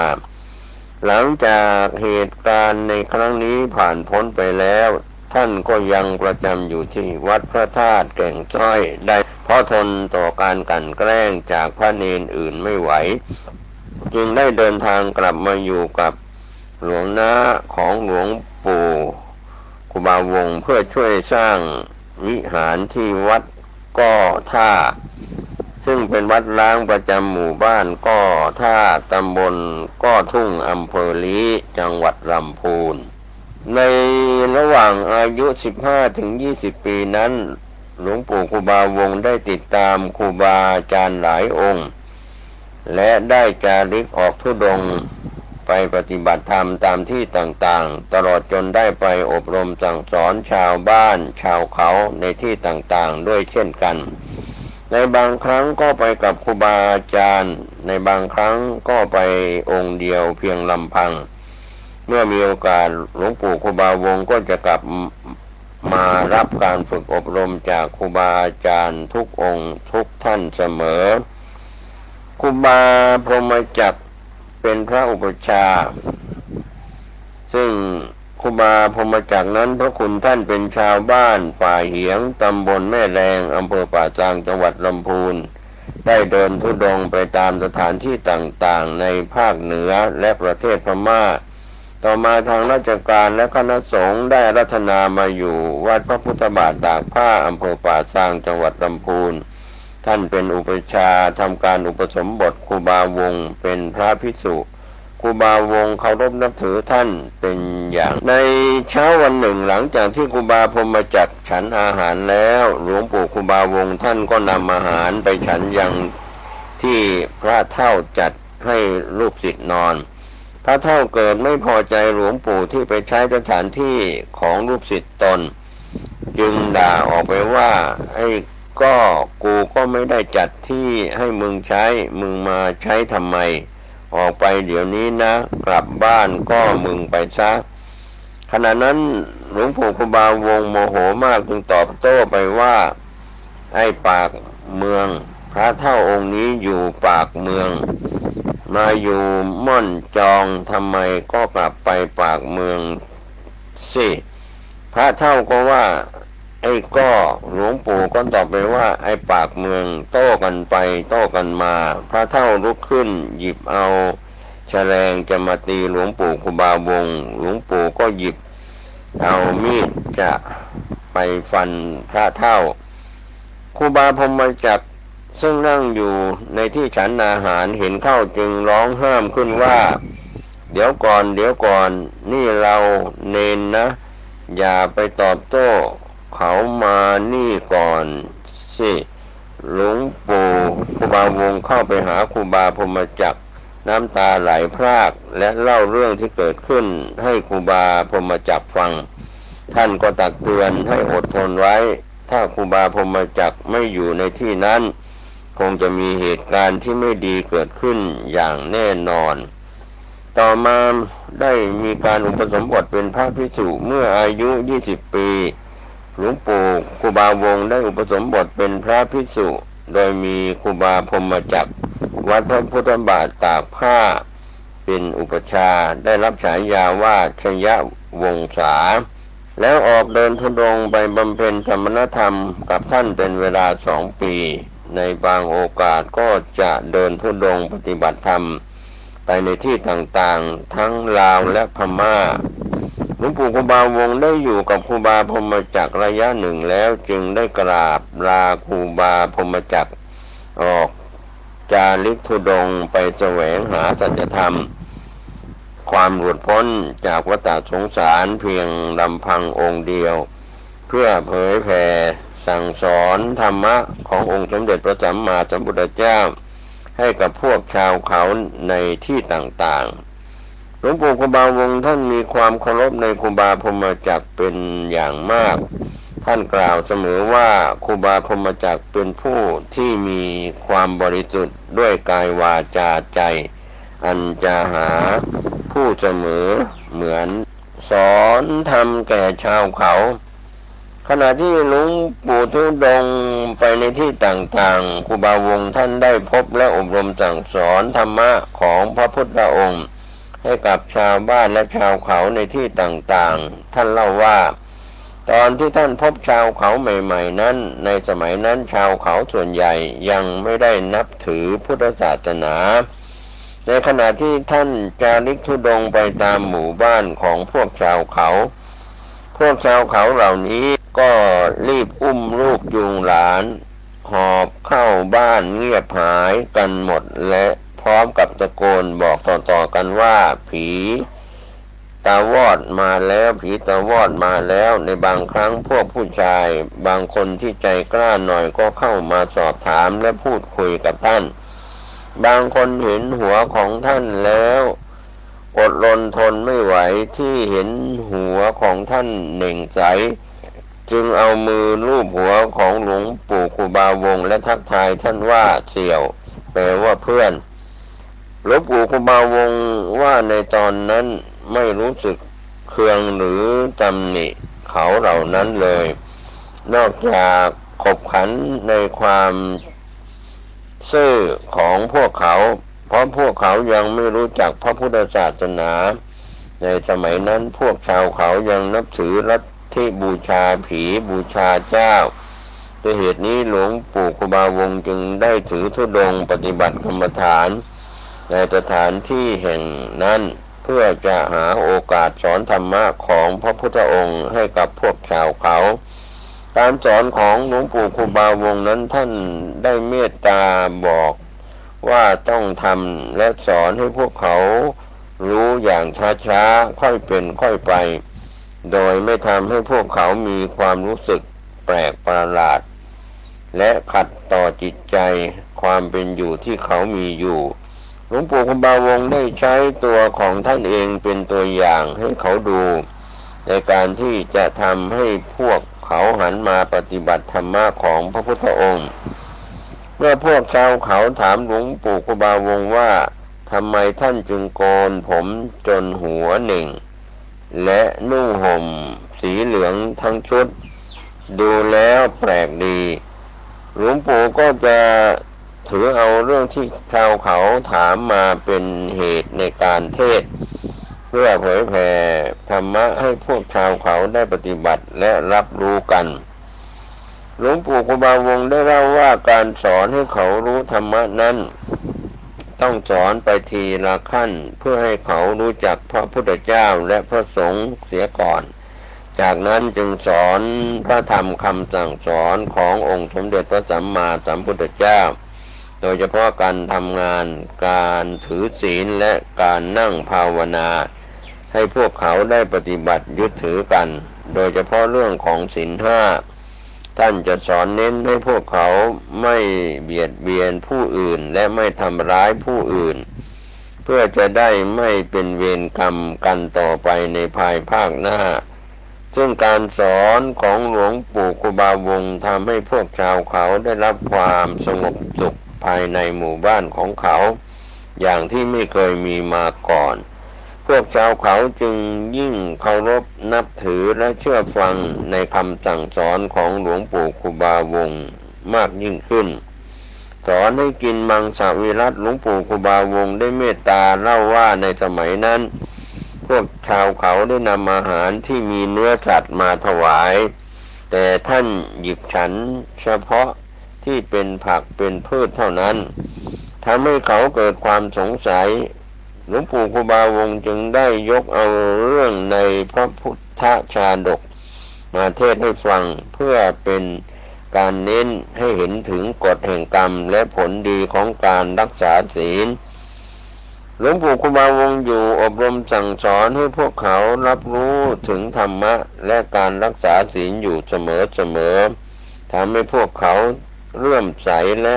หันกลับมานับถือพระพุทธศาสนาโดยละทิ้งประเพณีเก่าๆที่เคยปฏิบัติกันมา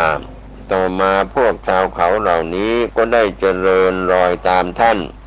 โดยเลิกกินเนื้อสัตว์หันมากินมังสวิรัติแทนดังที่เราจะเห็นได้จากกะเหรี่ยงท ที่อพยพมาอยู่ที่หมู่บ้านห้วยต้มในปัจจุบันนี้ เมื่อท่านได้สอนพวกเขาให้นับถือศาสนาพุทธแล้วท่านก็จะจาริกธุดงค์แสวงหาสัจธรรมต่อไปและถ้ามีโอกาสท่านก็จะกลับไปโปรดพวกเขาเหล่านั้นอยู่เสมอด้วยเหตุนี้ชาวเขาและชาวบ้านในที่ต่างๆที่ท่านเคยไปสั่งสมขออภัยที่ท่านเคยไปสั่งสอนมาช่วยสร้างทางขึ้นดอยสุเทพเมื่ออายุครูบาวงศ์ได้22 ปีก็ได้เดินทางกลับมาหาครูบาศรีวิชัยพร้อมกับชาวกะเหรี่ยงที่เป็นศิษย์ของหลวงปู่ครูบาวงศ์เพื่อช่วยครูบาศรีวิชัยสร้างทางขึ้นดอยสุเทพในครั้งนั้นครูบาศรีวิชัยได้เมตตาให้หลวงปู่ครูบาวงศ์เป็นกำลังสำคัญทำงานร่วมกับครูบาขาวปีในการควบคุมชาวเขาช่วยสร้างทางอยู่เสมอซึ่งในส่วนของครูบาขาวปีนั้นเป็นพระเถระซึ่งพระคุณท่านเป็นชาวบ้านแม่เทยตำบลแม่ตืนอำเภอลีจังหวัดลำพูนเป็นศิษย์เอกของครูบาเจ้าศรีวิชัยต่อมาเมื่อครูบาเจ้าศรีวิชัยมรณภาพแล้วท่านมาอยู่วัดพระพุทธบาทผาหนามอำเภอลีครูบาวงศ์ได้เป็นลูกศิษย์ติดตามท่านมาโดยตลอดอันนี้ก็เป็นส่วนที่เกี่ยวข้องกับครูบาขาวปีในส่วนการสร้างทางขึ้นดอยสุเทพดังนั้นครูบาศรีวิชัยจึงมอบให้ครูบาวงศ์กับครูบาขาวปีในการควบคุมชาวเขาช่วยสร้างทางขึ้นดอยสุเทพอยู่เสมอโดยเฉพาะในช่วงที่ยากลำบากเช่นการสร้างถนนในช่วงหักศอกก่อนที่จะถึงดอยสุเทพช่วงที่คนวิพากษ์วิจารณ์ครูบาศรีวิชัยกันมากที่สร้างถนนหักศอกมากเกินไปในระหว่างกำลังสร้างทางช่วงนี้ได้มีหินก้อนใหญ่มากติดอยู่ใกล้หน้าผาจึงใช้กำลังคนหรือช้างลากเช่นไรก็ไม่ทำให้หินนั้นเคลื่อนไหวได้ชาวกะเหรี่ยงที่ทำงานอยู่นั้นจึงไปกราบเรียนให้ครูบาศรีวิชัยทราบท่านจึงให้คนไปตามหลวงปู่ครูบาวงศ์ซึ่งกำลังสร้างทางอยู่ช่วงอื่นเมื่อหลวงปู่ครูบาวงศ์มาถึงสถานที่ได้ยืนพิจารณาอยู่ครู่หนึ่งจึงได้เดินทางไปผลักหินก้อนนั้นลงสู่หน้าผานั้นไป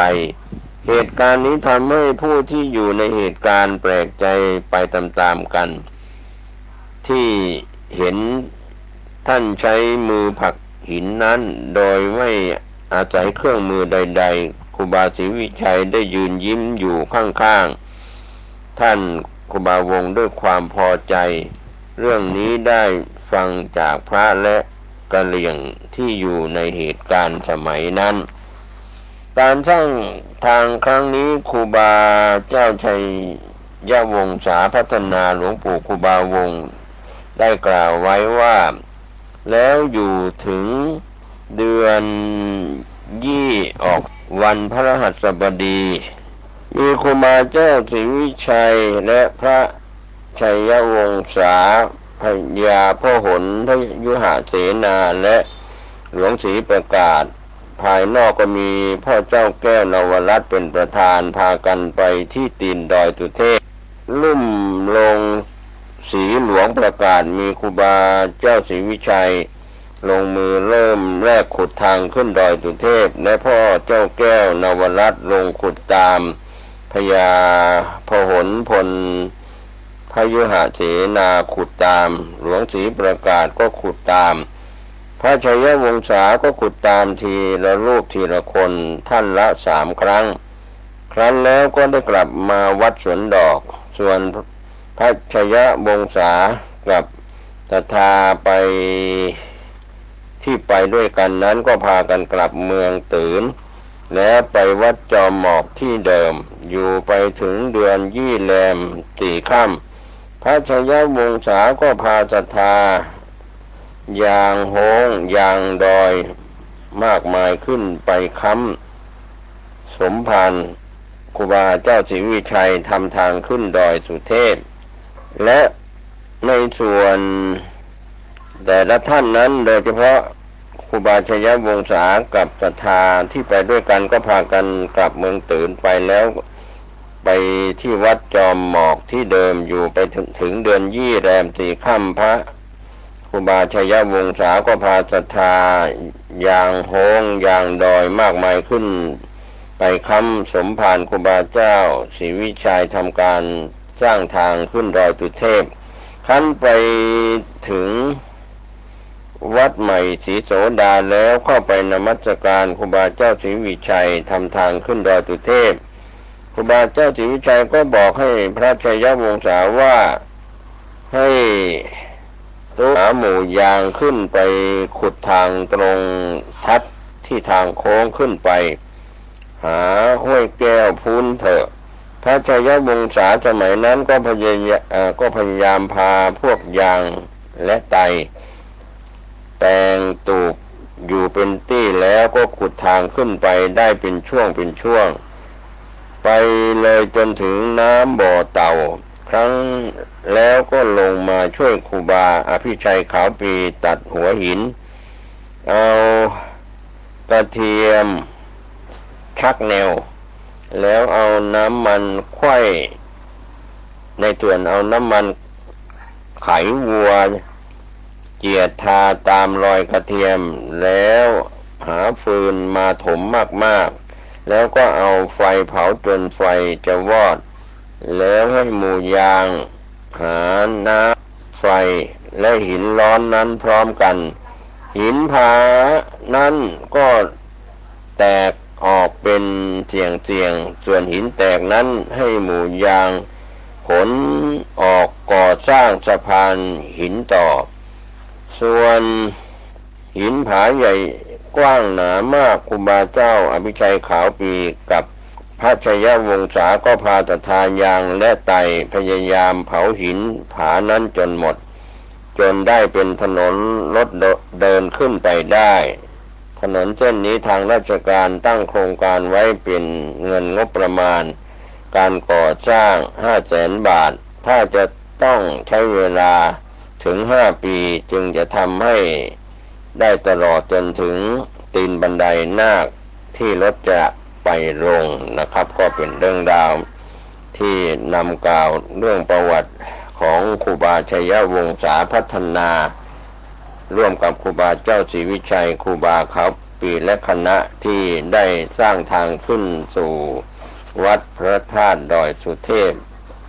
เล่ามาถึงตอนนี้ยังไม่จบลงก็จะได้นำเล่าสืบต่อในคราวหน้าวิทยากรถ่ายทอดเอกสารเป็นเสียงอาจจะมีข้อผิดพลาดบางคำพูดเกี่ยวข้องก็ต้องขออภัยต่อบัณฑิตผู้รู้ขอทุกท่านได้ศึกษาประวัติของครูบาชัยวงศาวัดพระพุทธบาทห้วยต้มอำเภอดีจังหวัดลำพูนในการติดตามเป็นศิษย์ของครูบาเจ้าศรีวิชัยครูบาขาวปีและศิษย์ในครูบาท่านอื่นๆสืบเนื่องจากเอกสารที่ได้รับมาด้วยความสุขกายสบายใจโชคดีทุกท่านที่ได้รับรู้รับทราบรับฟังสวัสดีครับสวัสดีครับท่านผู้ฟังที่เคารพสารธรรมนำเล่าประวัติครูบาชัยวงศาพัฒนาเกี่ยวกับการสร้างบุญญาบารมีของหลวงปู่ครูบาวงศาพัฒนาวัดพระพุทธบาทห้วยต้มอำเภอรีจังหวัดลำพูนได้นำเล่าสืบต่อกันมาหลายตอนในช่วงที่ผ่านมาซึ่งครูบาชัยวงศานั้นได้สร้างอวรวัตถุที่เป็นพระมหาธาตุเจดีย์ก็ถือว่ามีการสร้างต่อจนแล้วเสร็จก็มีการนำเล่าประวัติครูบาชัยวงศาอย่างต่อเนื่องผมเกษตรเพชรนิตวิทยากรถ่ายทอดจากเอกสารเป็นเสียงถึงการสร้างทางของครูบาชัยวงศาพัฒนา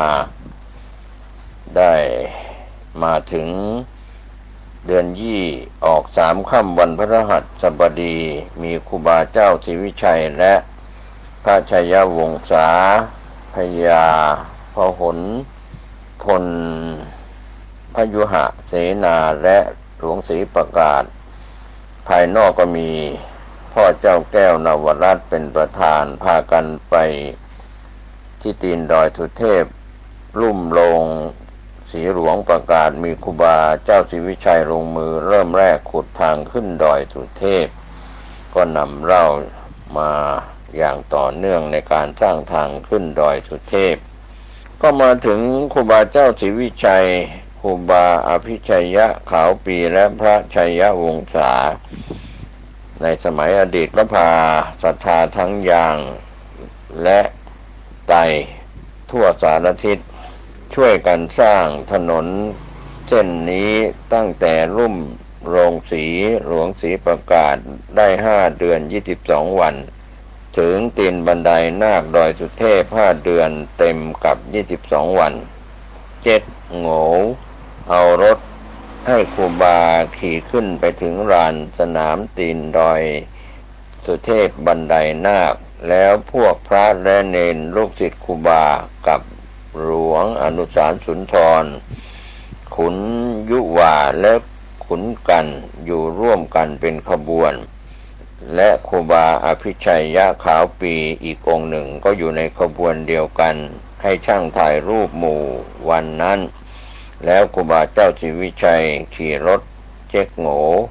ลงมาที่วัดศรีโสดาวันนั้นพระชัยยวงศากับแม่บ่อแก้วป้ารัวเต็มพี่ขันคำและหมู่ยาง 3-4 คนก็พากันย้ายจากที่พักน้ำบ่อเต่าลงมาพักอยู่ที่ดอยม่อนพญาหงส์แล้วมีตู้เจ้าและพระชัยยวงศาพากันขุดอุโมงค์ก่อเจดีย์ขึ้น1 ดวงกว้าง6 ศอกครูบาเจ้าศรีวิชัยเรียกชื่อว่าวัดอนาคาหมู่เดียวกันก็พากันสร้างจนสำเร็จเอายอดฉัตรขึ้นต่างๆเสร็จแล้วก็ซ่อมทางที่ไม่งามให้สวยแล้วอยู่ถึงวันเดือน8 เพ็ญคณะสังฆะ100 กว่ารูปสวดมนต์หลวงสวดเบิกฟังธรรมอบรมวิหารพุทธาภิเษกพระพุทธรูปถนนวัดศรีโสดาเดือน8 แรม 1 ค่ำครูบาเจ้าสุนทรเป็นอาจารย์เวรตาลครั้งนี้4 อาจารย์อยู่เวรตาล4 มุมวิหารเวรตาลพร้อมกันเสร็จแล้วประเคนครัวตาลต้นกันต่างๆพระชัยวงศาก็ทำต้นกันแห่ลงมาถวายทานด้วยกันต้นกันของครูบาเจ้าศรีวิชัยต้นสูงใหญ่ต้นหนึ่งถวายทานด้วยกันแล้วถวายสังฆทานแด่พระสังฆะเสร็จเวลาเวรตาลฝนก็ตกใหญ่พวกพระเณรศรัทธาทั้งหลายก็เปียกชุ่มฝนทุกรูปทุกคนสนุกก็สนุกเปียกก็เปียกส่วนบุญในวันนั้นก็เสร็จไปแล้วอยู่ถึงเดือน8เหนือแรม2 ค่ำครูบาเจ้าศรีวิชัยพาครูบาเจ้าอภิชัยยะขาวปีลงไปวัดพระสิงห์วรมหาวิหารเพื่อต่อนิสัยแล้วให้ครูบานุ่งห่มเหลืองต่อไปวันนั้นแลถึงเดือน8แรม3 ค่ำพระชัยวงศาก็พาศรัทธาที่มาด้วยกันกลับวัดจอมหมอกเมืองตืนที่เก่าอยู่ถึงเดือน8 เพ็ญพระชัยวงศาอายุได้22 ปีจำพรรษาครั้งที่ 3ที่วัดจอมหมอกอยู่ไปถึงออกพรรษาแล้วจนถึงเดือนยี่ออก1 ค่ำพุทธศักราช 2478 จศจุลศักราช 1198 ปีดับไข้พระชัยวงศาอายุได้23 ปีก็พาโยมติดตาม2 คนขึ้นไปทำบุญฟังธรรมมหาชาติเท่าอายุครูบาศรีวิชัยครบ58 ปีที่วัด พระสิงห์หลวงเชียงใหม่ประทับรอยเท้าเป็นอนุสรณ์เรื่องราวขณะที่หลวงปู่ครูบาวงศ์ช่วยครูบาศรีวิชัยสร้างทางขึ้นดอยสุเทพท่านได้ประทับรอยเท้าลึกลงไปในหินประมาณ1 เซนติเมตรข้างน้ำตกห้วยแก้วช่วงตอนกลางๆทางขึ้นดอยสุเทพเพื่อเป็นอนุสรณ์ที่ท่านได้มาช่วยครูบาศรีวิชัยสร้างทางปีพุทธศักราช 2523 ผู้เรียบเรียงและคณะได้มีโอกาสติดตามหลวงปู่ครูบาชัยวงศาขึ้นไปนมัสการพระธาตุดอยสุเทพขากลับท่านก็ได้พาไปนมัสการวัดอนาคามีซึ่งเป็นวัดที่ครูบาศรีวิชัยได้มอบให้ท่านเป็นผู้ควบคุมการสร้างปัจจุบันทรุดโทรมไปหมดแล้วระหว่างทางท่านได้พาพวกเราไปดูรอยเท้าที่ท่านประทับไว้รอยเท้านั้นลึกลงไปในหินประมาณครึ่งเซนติเมตรมีรอยถูกน้ำกัดเซาะพวกเราแปลกใจมากที่เห็นรอยเท้านั้นพอดีกับเท้าของหลวงปู่ครูบาชัยวงศาเมื่อท่านเหยียบลงไปการประทับรอยเท้าเช่นนี้ท่านเคยไปประทับรอยเท้าและรอยมือไว้บนแผ่นหินณประเทศศรีลังกาเป็นอนุสรณ์เช่นกันเป็นที่ประจักษ์สายตาของคณะศิษย์ที่ร่วมเดินทางไปทุกครั้งอุปสรรคของหลวงปู่ครูบาชัยวงศาเป็นผู้ที่ครูบาศรีวิชัยไว้ใจมากองค์หนึ่งเพราะเมื่อครูบาศรีวิชัยมีปัญหาเรื่องขาดกำลังคนครูบาศรีวิชัยก็จะมอบหน้าที่ให้ท่านไปนำกระเหรี่ยงอยู่บนดอยต่างๆมาช่วยสร้างทางหลวงปู่เล่าว่าการสร้างทางขึ้นดอยสุเทพและการสร้างบารมีของครูบาศรีวิชัยนั้นทุกข์ยากลำบากมากเพราะถูกกลั่นแกล้งจากบุคคลอื่นที่ไม่เข้าใจและอิจฉาริษยาอยู่เสมอทุกครั้งที่ครูบาศรีวิชัยให้ท่านไปนำกระเหรี่ยงมาช่วยสร้างทางระหว่างการเดินทางต้องคอยหลบหลีกจากการตรวจจับของพวกตำรวจหลวงและคณะสงฆ์ที่ไม่เข้าใจครูบาศรีวิชัยท่านได้เล่าว่าในเวลากลางวันต้องหลบซ่อนกันในป่าหรือเดินทางให้ห่างไกลจากเส้นทางสัญจรเพื่อหลบให้ห่างจากผู้ขัดขวางส่วนในเวลากลางคืนต้องรีบเดินทางกันอย่างฉุกระหุกเพราะเส้นทางต่างๆมืดมากต้องอาศัยโคมไฟตามบ้านเป็นการดูทิศทางเพื่อให้ถึงจุดหมายปลายทางเร็วที่สุดเท่าที่จะทำได้ด้วยบารมีและความตั้งมั่นในการทำความดีของครูบาศรีวิชัยที่มีต่อพระพุทธศาสนาทำให้พุทธบริษัททั้งชาวบ้านและชาวเขาจากในที่ต่างๆจำนวนมากมาช่วยสร้างทางขึ้นดอยสุเทพได้สำเร็จดังความตั้งใจของครูบาศรีวิชัยโดยใช้เวลาสร้างเพียง7 เดือนเท่านั้นเมื่อครูบาศรีวิชัยสร้างทางขึ้นดอยสุเทพสำเร็จแล้วหลวงปู่ครูบาชัยวงศาจึงได้ไปกราบลาครูบาศรีวิชัยกลับไปอยู่ที่เมืองตืนวัดจอมหมอกตำบลแม่ตืนกิ่งอำเภออมก๋อยจังหวัดเชียงใหม่ในสมัยนั้นในภาพที่ปรากฏว่ามีการห่มผ้าจีวรขาวเมื่ออายุได้23 ปีตรงกับปีพุทธศักราช 2479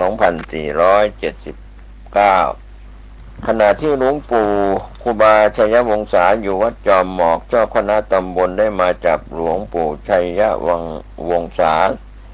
ศึกในข้อหาที่ท่านเป็นศิษย์และเป็นกำลังสำคัญที่ปฏิบัติเชื่อฟังครูบาศรีวิชัยอย่างเคร่งครัดซึ่งในขณะนั้นครูบาศรีวิชัยได้ถูกจับมาสอบสวนอธิกรณ์ที่กรุงเทพครั้งสุดท้ายแต่ตัวท่านเองไม่ปรารถนาที่จะศึกและหนีไม่ได้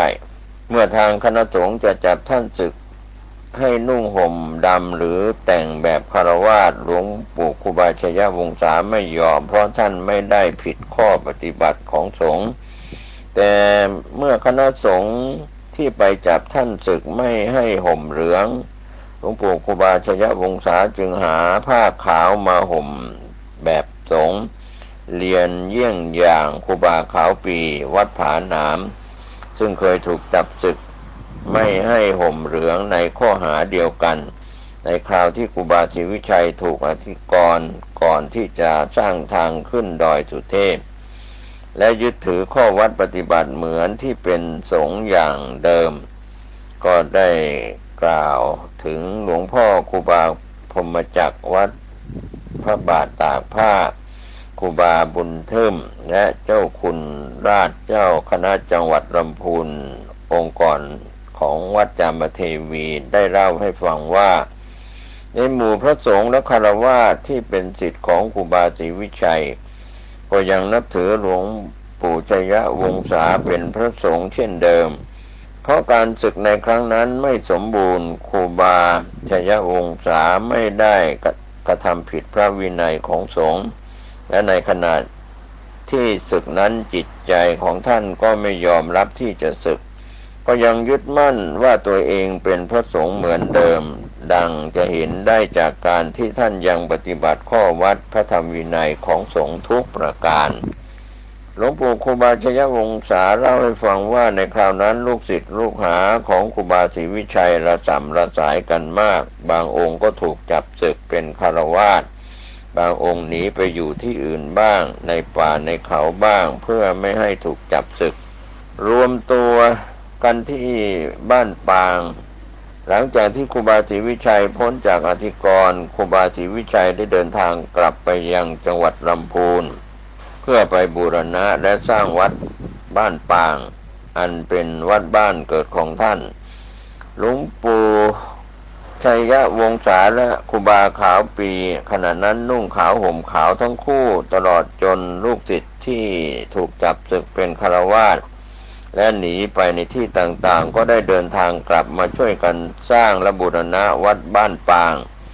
เพื่อให้เป็นที่อยู่ถาวรของครูบาศรีวิชัยพระสงฆ์ที่เคยช่วยครูบาศรีวิชัยสร้างวัดบ้านปางก็ยังมีชีวิตอยู่ที่หลวงปู่ชัยวงศาพอจำได้ก็คือครูบาศรีนวลวัดเจริญเมืองจังหวัดเชียงรายครูบาก้อนย้ายจากวัดสวนดอกไปอยู่ที่จังหวัดลำปางครูบาก้อนนี้เป็นผู้นำเท่าอังคารของครูบาศรีวิชัยมาทำพระเครื่องรูปเหมือนครูบาศรีวิชัยซึ่งปัจจุบันพระเครื่องชุดนี้ได้รับความนิยมจากคนทั่วไปหลวงปู่ครูบาชัยวงศาได้ช่วยครูบาศรีวิชัยสร้างวิหารที่วัดบ้านปางได้ระยะหนึ่งท่านจึงลาไปบำเพ็ญภาวนาธุดงค์แสวงหาสัจธรรมต่อไปในป่าในเขาและเผยแผ่ธรรมะให้กับชาวบ้านและชาวเขาในที่ต่างๆต่อไปชีวิตในการเดินธุดงค์ในสมัยที่หลวงปู่ครูบาชัยวงศาได้ธุดงค์บำเพ็ญเพียรไปในที่ต่างๆองค์เดียวเสมอท่านชอบธุดงค์ไปอยู่ในป่าในถ้ำที่ห่างไกลผู้คน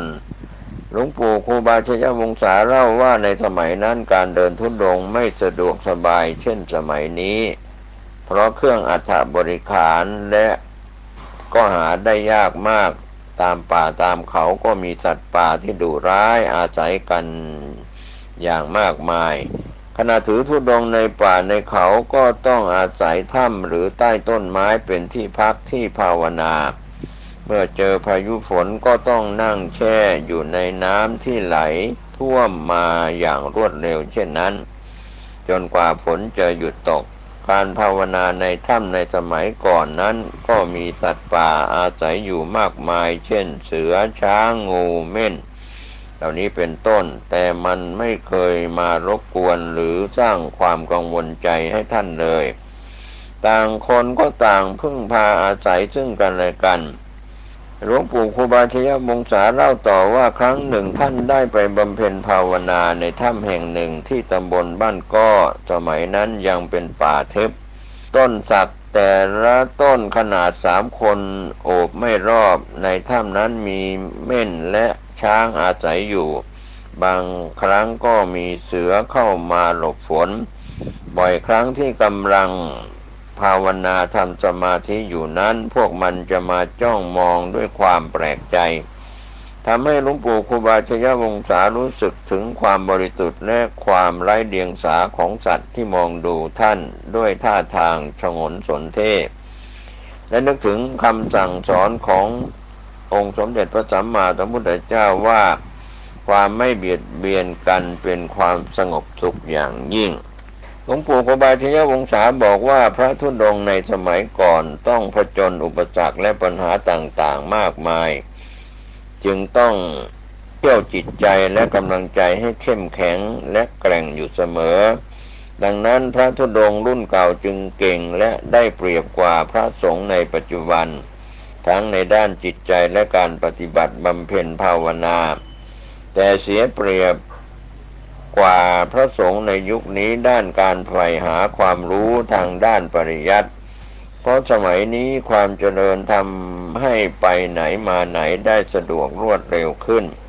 พระสงฆ์รุ่นเก่าที่อยู่ห่างไกลตัวเมืองจึงต้องบังคับจิตใจบำเพ็ญเพียรปฏิบัติภาวนาให้เกิดปัญญาและธรรมะขึ้นในจิตในใจเพื่อนำมาพิจารณาและปฏิบัติให้ถึงพระนิพพานธุดงค์น้ำแข็งก็เป็นเรื่องราวบ่อยครั้งที่หลวงปู่ครูบาชยวงศาได้ธุดงค์จาริกผ่านไปที่กิ่งอำเภออมก๋อยในสมัยอดีตของเชียงใหม่ในฤดูหนาวบริเวณภูเขาของกิ่งอำเภออมก๋อยสมัยนั้นจะมีเหมยค้างปกคลุมไปทั่วเหมยค้างนี้ภาษาภาคเหนือหมายถึงน้ำค้างที่กลายเป็นน้ำแข็ง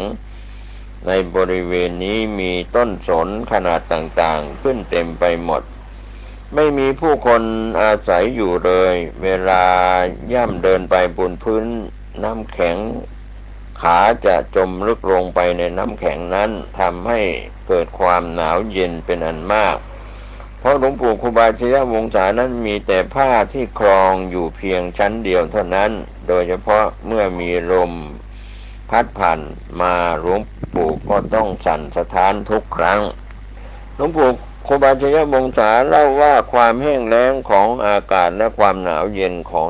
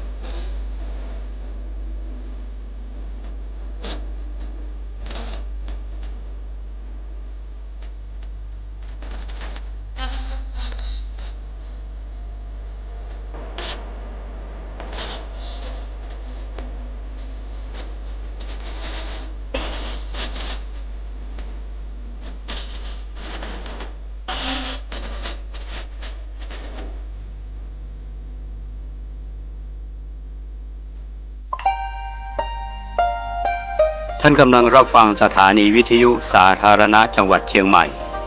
คลื่นพัฒนาคุณภาพชีวิต FM 92.25 เมกะเฮิรตซ์บริหารและจัดการโดยวัดป่าแดงมหาวิหารส่งกระจายเสียงจากเลขที่ 71 หมู่ที่ 14 บ้านใหม่หลังมอตำบลสุเทพอำเภอเมืองจังหวัดเชียงใหม่รหัสไปรษณีย์ 50200 หมายเลขโทรศัพท์ 0818815690 052000636-7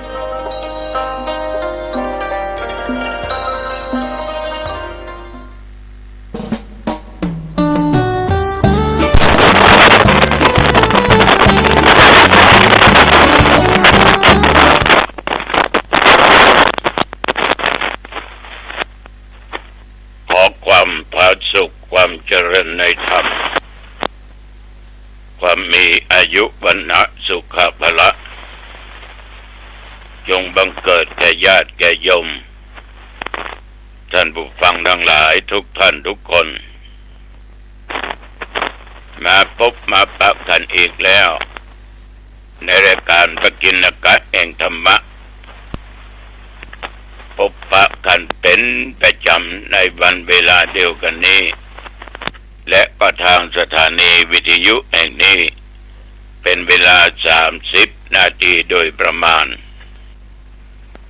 วันนี้เป็นวันศีลวันธรรมเป็นวันแห่งพระพุทธเจ้า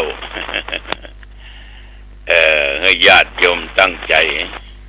ทบทวนดูข้อศีลเนอะพระเจ้าจะบอกเนาะตั้งใจก่อนอื่นก็ไหว้พระก่อน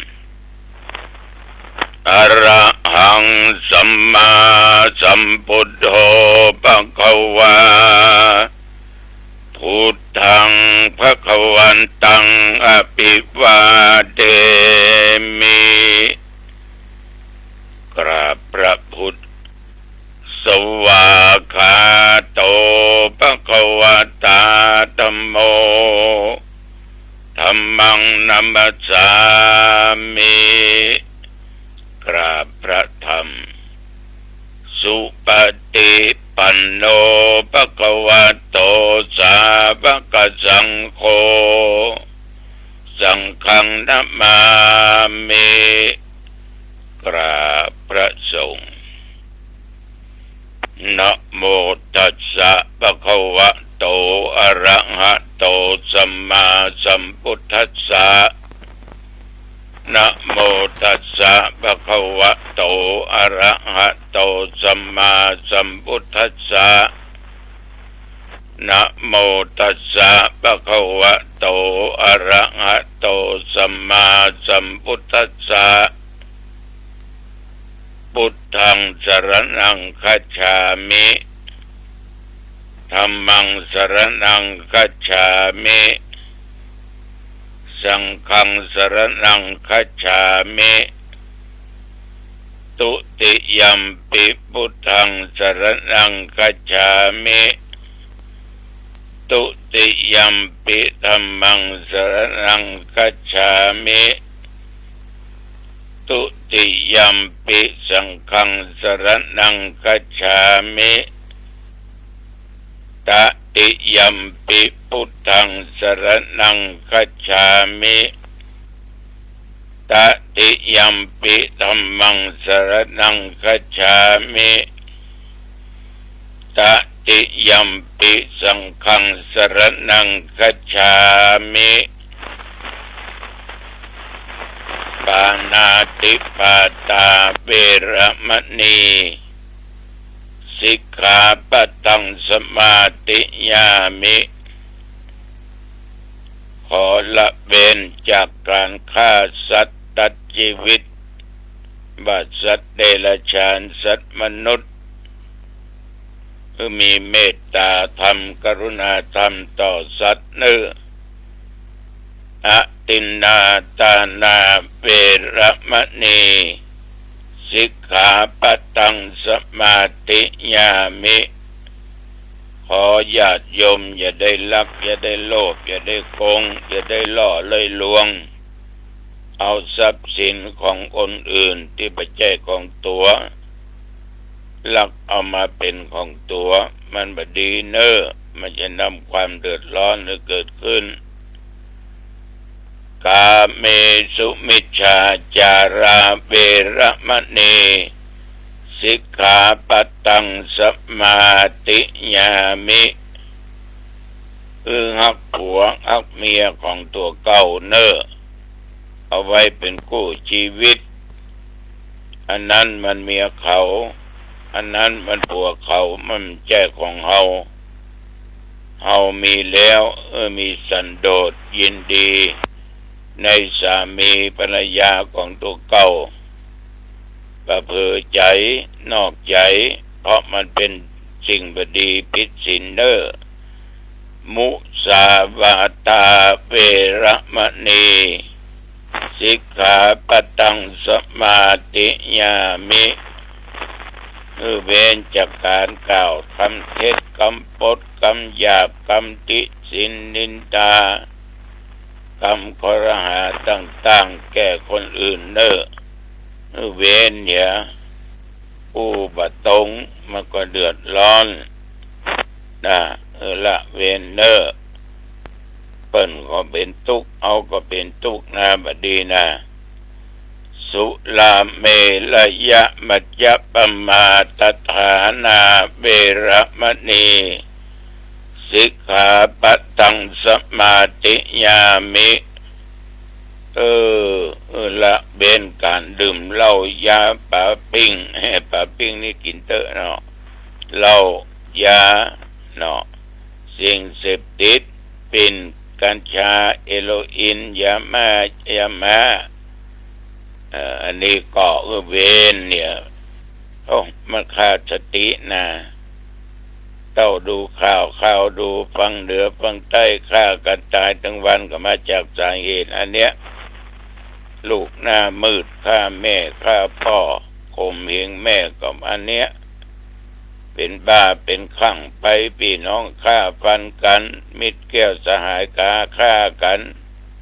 ลามปามไปเพียววัดเพียววาพวกนะเบนเนี่ยเนอะพอเบนแล้วก็อย่างว่านะมีสติมีสัมปชัญญะมีปัญญาตึกตองดูดีๆมันบดีก็เว้นอย่างอิมานิปัญจสิกขาปตานิสีเลนะสุขติงยันติสีเลนะโภคสัมปทาสีเลนะนิพุติงยันติตัสมาสีลังวิโสทะเยสินถึง5 ข้อเนี่ยรักษาดีๆเนิดจะมีโภคทรัพย์สมบัติแก้วแหวนเงินทองก็เพราะศีลเอาจักมีความสุขก็เพราะศีลสุขทั้งชาตินี้ชาติหน้าเอาจะถึงเมืองนิพพานได้ก็เพราะศีลเนอครอบครัวไหนใครคนใดมีศีลนี่ก็มันทบทวนดูด้วยสติด้วยสัมปชัญญะว่าศีลเอาถึง4-5 ข้อนั่นน่ะมันบกพร่องข้อไหนมันบริสุทธิ์ก็มันมัวมันดำไปบอกก็คัดเสียรักษาให้ดีๆนี่ตัวเจ้าขอฝากไว้อิติปิโสภะคะวะอะระหังสัมมาสัมพุทโธวิชาจรณะสัมปันโนสุขโตโลกวิทูอนุตตโรปุริสธรรมสารถิสัทธาเทวมนุษย์สานังพุทโธภควาติยันตุนิมิตตังอวมังคลัญจาโยจามนาโปสกุณสัสสโตปะปะกะโอโตสุปินังอกันตังพุทธานุภาเวนะวินาสเมนตุสวากขาโตภะคะวะตาธัมโมสันติติโกอาคาลิโกเอหิปัสสิโกโอปันนายิโกปัจจตังเวทิตโพวินโยหิติ ยันดุนิมิตตังอวมังคลัญจา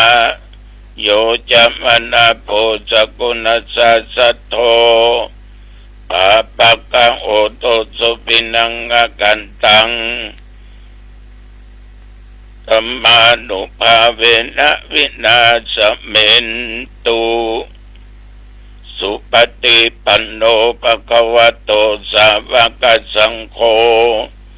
อุชุปฏิปันโนภะคะวะโตสาวกสังโฆญาญาปฏิปันโนภะคะวะโตสาวกสังโฆ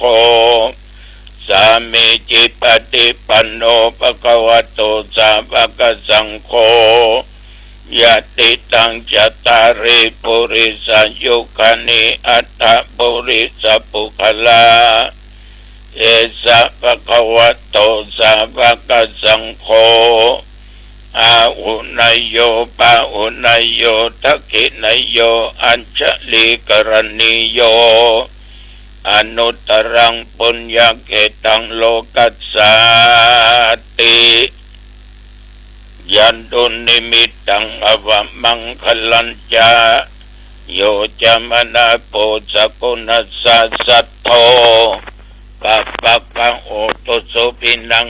กันตังสังฆานุภาเวนะวินาศเมนตุ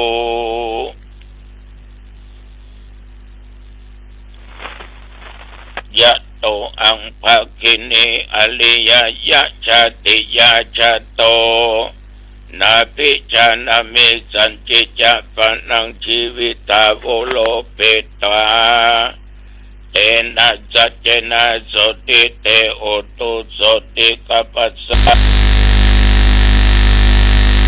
สังกัตโตตัมวิริยัมปิติปัสสติโพชังคาจัตตถาปะเรสมาตุเปกะโพชังคาสัตเตเตสัพพทักษินามุนินาสัมมาทกตาภาวิตาภาอุลิกตาสังวัตตันติอภิญญญานิพพานายะจะโพธิยาเอเตนะสัจจวัชเชนะโสติเตโอตุสัพพทาเอกัสสมิงสมัยเยนะโทโมคัลลานัญจกัสกิลันเอตุกิเตติสวาโพชังเกสัตตะเตสเญติจัตตังอภินันติตวาโรกามุจจิงสุตังคะเนเอเตนะสัจจวัชเชนะโสติเตโอตุสัพพทาเอกตาตัมปรัชชาปิเกลัญเยนะปิปิริโตจุนดาเตเรนะตัญเยวะปนาเปตวานะสัตลังสัมโมติตวาจะอาปตาตัมมาบุตตสิทานะโสเอเตนะสัจจวัชเชนะโสติเตโอตุสัพพทาปะหินาเตจะอาปตาตินันอัมปิมะเอสินังมัคคะอัตตกิเลสวะปัตตานุปติธรรมตังเอเตนะสัจจวัชเชนะโสติเตโอตุสัพพทาสักกัตตัวพุทธรัตนังโอสถังอุตตมังวรังอิตังเทวมนุสสานังพุทธเตชนะโสตินานัสสันตุปัตตวาสเปตุขาบุปัสเมนตุเตสักกัตตัวตัมปรัตนังโอสถังอุตตมังวรังปัลลิลังอุปัสมานังธรรมเตเชนะโสตินานัสสันตุปัตตวาสเปพญาบุปัสเมนตุเตสักกัตตัวสังฆรัตนังโอสถังอุตตมังวรังอาอุณยังปะอุณยังสังฆเตเชนะโสตินา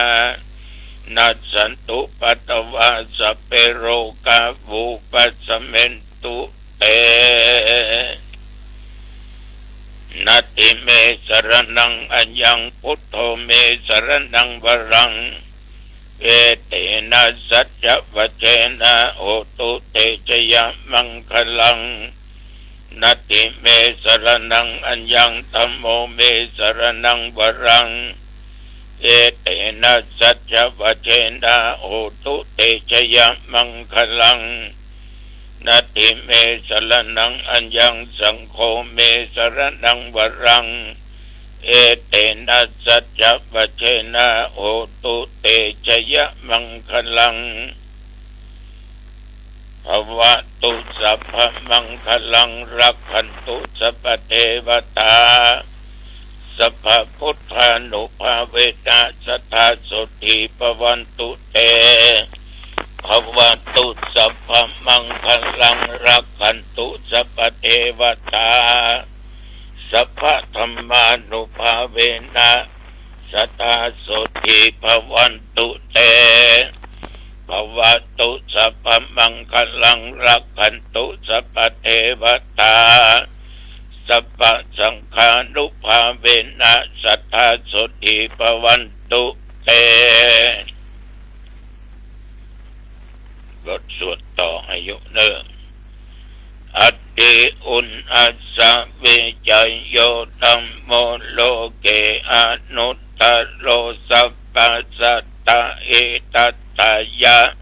ทั้งตวงกันอาเอเตวะเตปาลิวะเจลาจะตันเต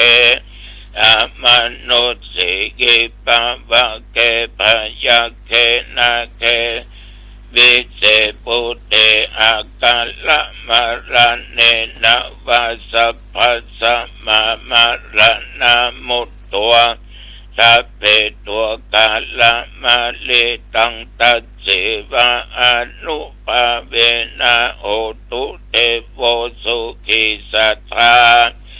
สุตตะสิลังสัมมาทายะธัมมังสุจริตังจะเลตัสสิวะ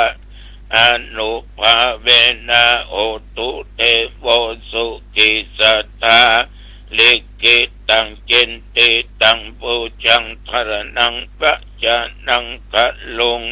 ปะเลสังเทสนังสุตัวตัสสะอายุปวัตติติ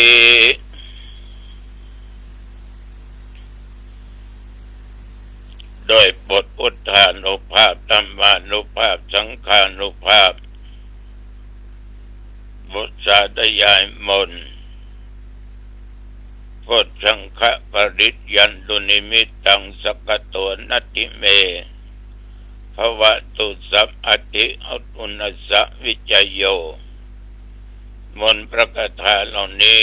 จงบังเกิดมาปกป้องคุ้มครองรักษายังตนตัวข้าพเจ้าและญาติโยมยิงใจทุกท่านแม้นว่าได้ตะลงโลกาเปียธิเก็บไข้ได้ป่วยอย่างหนักอย่างร้ายทั้งนอกกายในกายสรีระทุกส่วนกินยุกกินยาหาหมอรักษาก็บ่หายขอคุณแห่งพระพุทธคุณแห่งพระธรรมคุณแห่งพระสงฆ์มนต์สาธยายอันศักดิ์สิทธิ์เหล่านี้จึงจำกัดโรคภัยไข้เจ็บอันหนักหนาปาป้านเหล่านั้นอันตรธานสัวหายมีสุขภาพกายใจแข็งแรงดีแม้นว่าเดินทางไปเหนือใต้ตกออกไกลไกลมีใจชนะและมีโชคปราศจากอุทกภัยอัคคีภัยวาตภัยอุบัติภัยและโรคาภัยอย่าได้เกิดอย่าได้มาคล้องมาปานสุขกายสบายใจจำเริญด้วยสติและปัญญาก็ตั้งตัวตนอยู่ในความประมาทค้าขายแม่นขายหมานดำเนินหน้าที่การงานยิ่งขึ้นไปก่อนอันประเสริฐล้ำเลิศจงประเกิดแก่ทุกคนอายุวันโนสุขังพลังกรมอุตุบอกตักเตือนว่าระวังพ ฟ้าฝนลมแรงจะเกิดมีมาเมื่อใดก็ได้เพราะมันเป็นหน้าฟ้าหน้าฝนแล้วตั้งแต่ตะวัน24 ชั่วโมงมาจนถึงปัจจุบันหนองตองไม่มีรายงานฝนตกแม้แต่หยดเดียวเม็ดเดียวแต่ว่านี่ฉันเข้าง่ายแล้วก็ไปวัดตาพายุทางดาวทางดงนี้วัดเป็นเท้ามี1เท้าบุญเรือง2เท้าคำวัง3เท้าพายุนี่เท้าทั้งนั้นวัดที่ในวิหารมีโขงพระเจ้ามีวัดร้องแยงมีวัดหนองโขงแล้วก็วัดปุ่นคงหลวงนี่จะมีโขงพระเจ้าเก่าแก่อยู่3โขง3เท้าหนองนี้มีนักนะ ถ้าตำบลหนองตองแล้วก็มีหนองหลายวัดหนองจ้างหนองไข่หนองแล้วก็มาหนองตองเนี่ยตำบลอื่นมีก็หนองเหมือนกันแต่หนองบางที่น้ำก็ท่วมบางที่หนองแท้ๆก็ท่วมบ้านชื่อบ้านเกาะน้ำท่วมล่ะโอ้เอาไปบ้านตัวใจสถานบ้านเกาะเนี่ยบ้านเกาะหนองตองก็น้ำท่วมเป็นหนองตองก็ท่วมในวัดนะ24 ชั่วโมงผ่านวันเนี้ยพนับว่าโชคดีบุญมีต้องผ่านต่อไปเพราะจะมีอายุได้100 เนาะกินก็ตอนแล้วก็ไปไหนก็ว่าอยู่วัดอยู่วัดแต่ว่านี่ที่วัดเท้าประยูนี่โอ้เป็นสื่อโบราณจัตตาตุเจ้าพระตุเจ้าเข้าแล้วเส้นเลือดฝอยแตกเกือบพอดีเหมือนกันแต่ศรัทธาประกอบอินดูตุเจ้าฮักตุเจ้าสืบจุฬาจัตตาคนก็มากหน้าหลายตาขอบใจนักขอบใจหลายๆเน้อสวดปันปอนเรียบร้อยก็เป็นนั่งฉันเพลดว่านี่อาหารก็ดีอร่อยล้ำเนาะญาติโยมวันนี้ก็เป็นวันศีลวันธรรมเป็นวันแห่งองค์สมเด็จพระสัมมาสัมพุทธเจ้าเป็นวันที่ญาติโยมจะต้องทำกายทำวาจาทำด้านจิตใจสุจริตเน้อจะไปมนทินแปดเปื้อนด้านจิตใจนะตั้งตัวตั้งตนอยู่บนฐานที่มั่นคงคนเฮานี่ฐานจะมั่นคงบ่มั่นคงนั้นต้องมีธรรมะประการสำคัญกำลังที่สำคัญคือกำลังแห่งปัญญาคือความรู้ความสามารถความเข้าใจในสิ่งที่ถูกต้องอันไหนดีอันไหนบ่ดีจะต้องรู้ถึงเรื่องราวและกิจการที่เกี่ยวข้องกับตัวเองการดำรงชีวิตอยู่เป็นวันของตัวเองต้องมีปัญญาอยู่ตลอดรู้สภาวะอันเป็นธรรมดาของโลกและของหมู่คนทั้งหลายแล้วก็เป็นผู้กระทำความดีต่างๆด้วยความเข้าใจด้วยเหตุด้วยผลและอยู่ในสภาพแห่งความเป็นจริงมีกำลังแห่งความเพียรมุมานะบักบั่นประกอบกิจการงานหน้าที่ก็เรียกว่างานนักเอางานเบาสู้อยู่ตลอดเวลาด้วยความขยันขันแข็งมุมานะบักบั่นภาคเพียร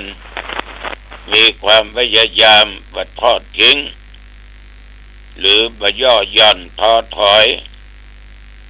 ไม่ใช่เหมือนบางคนเนาะปัญญาละบ่ทำละ ประไหวเอาเอ้ยท้อถอยท้อแท้แล้วมานั่งเป็นกำกึดนั่งกกงกไว้อะ แต่ต้องมีความเปลี่ยนเอาต้องมีความขยันเอาลำบากน้อยลำบากนักมาเป็นอย่างสู้ต่อไปเมื่อสู้ได้กำลังนั้นตัวสำคัญยักการยักงานทำมาอย่างนี้กำลังจิตกำลังใจต้องเป็นคนที่มีความบริสุทธิ์มีการประพฤติดีว่าทุจริตต่อหน้าที่การงานมีความสุจริตใจไร้โทษจะทำการทำงานชนิดไหนชนิดใดองค์กรใดอ้างร้านใดแต่ต้องทำการทำงานด้วยความไร้โทษไร้ตาก็คือตั้งอยู่ในความสุจริตจิตใจบริสุทธิ์ก็มีภัยสามารถจะมาติเตียนได้เพราะเอาเป็นคนมีศีลมีธรรมเมื่อเอาทำการทำงานยักการยักงานได้ทรัพย์สมบัติได้อย่างพอดีมีความมีความสามารถก็ให้ช่วยเหลือเกื้อกูลทำตัวทำตนเพื่อเป็นประโยชนะต่อเพื่อนมนุษย์โดยกันที่เป็นสมาชิกที่ทำการทำงานร่วมกันนั้นจะไปจิบ่าจิแองอันใดช่วยกันได้ช่วยกันไปอันใดเป็นประโยชน์ต่อชุมชนช่วยกันไปทำอย่างเอี้ยได้ชื่อว่าเป็นคนดีมีความรู้งานดีทำหน้าที่ประบกพร่องเป็นคนมือใสมือสะอาดประขาดมนุษยสัมพันธ์ในการทำงานกับหมู่กับคณะฉะนั้นญาติโยมท่านผู้ฟังทั้งหลายนั้นต้องมีหลักมีฐานในการอยู่กับสังคมมือใดวันนี้ตัวเจ้าขอฝากไว้แค่นี้อายุวันโนสุขังพลังพบกันใหม่โอกาสหน้าเจริญพร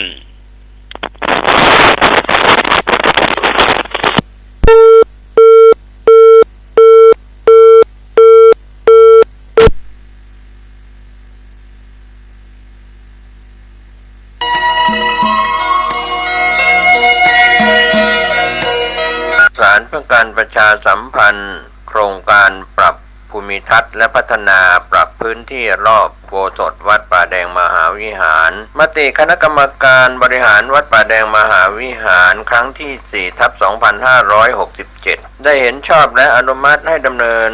โครงการใช้เงินบริจาคและเงินสะสมของวัดเพื่อพัฒนาปรับพื้นที่ของวัดป่าแดงมหาวิหารจึงขอเชิญชวนผู้มีจิตศรัทธาร่วมพัฒนาเพื่อถวายเป็นพระราชกุศลถวายพระเจ้าสามฝั่งแกนและพระเทวีพระเจ้าติโลกราชพระเมืองแก้วและอดีตเจ้าอาวาสวัดป่าแดงมหาวิหารขอเชิญชวนผู้มีจิตศรัทธามีเจตนาร่วมในข่าวครั้งนี้โอนเงินผ่านธนาคารกรุงไทยสาขาสุเทพชื่อบัญชีวัดป่าแดงมหาวิหารเลขที่บัญชี 521-064-7501 สอบถามรายละเอียดเพื่อร่วมทำบุญได้ที่ 0818815690 ก็เป็นโครงการปรับภูมิทัศน์และพัฒนาปรับพื้นที่รอบอุโบสถวัดป่าแดงมหาวิหารตำบลสุเทพอำเภอเมืองเชียงใหม่จังหวัดเชียงใหม่โครงการนี้เริ่มดำเนินการท่านที่จะร่วมบุญร่วมกุศลร่วมอนุโมทนาได้บุญได้กุศลได้ความดีโดยทั่วหน้ากัน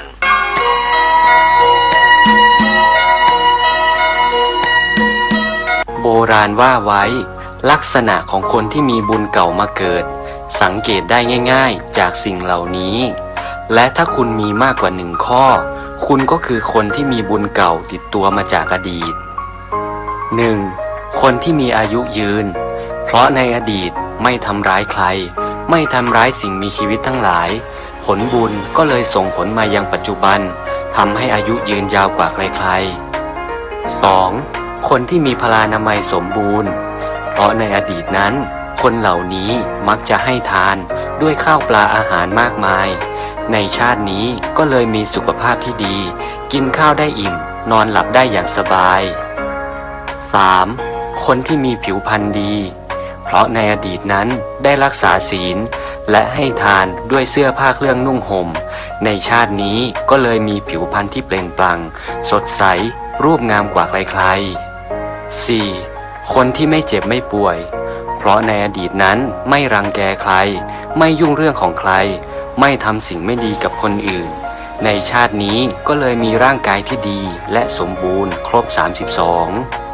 5. คนที่มีอำนาจมีคนเกรงใจเพราะในอดีตนั้นมีมุทิตาจิตใครทำความดีก็อนุโมทนาให้ไม่อิจฉาริษยาใครในชาตินี้ก็เลยมีคนนับหน้าถือตา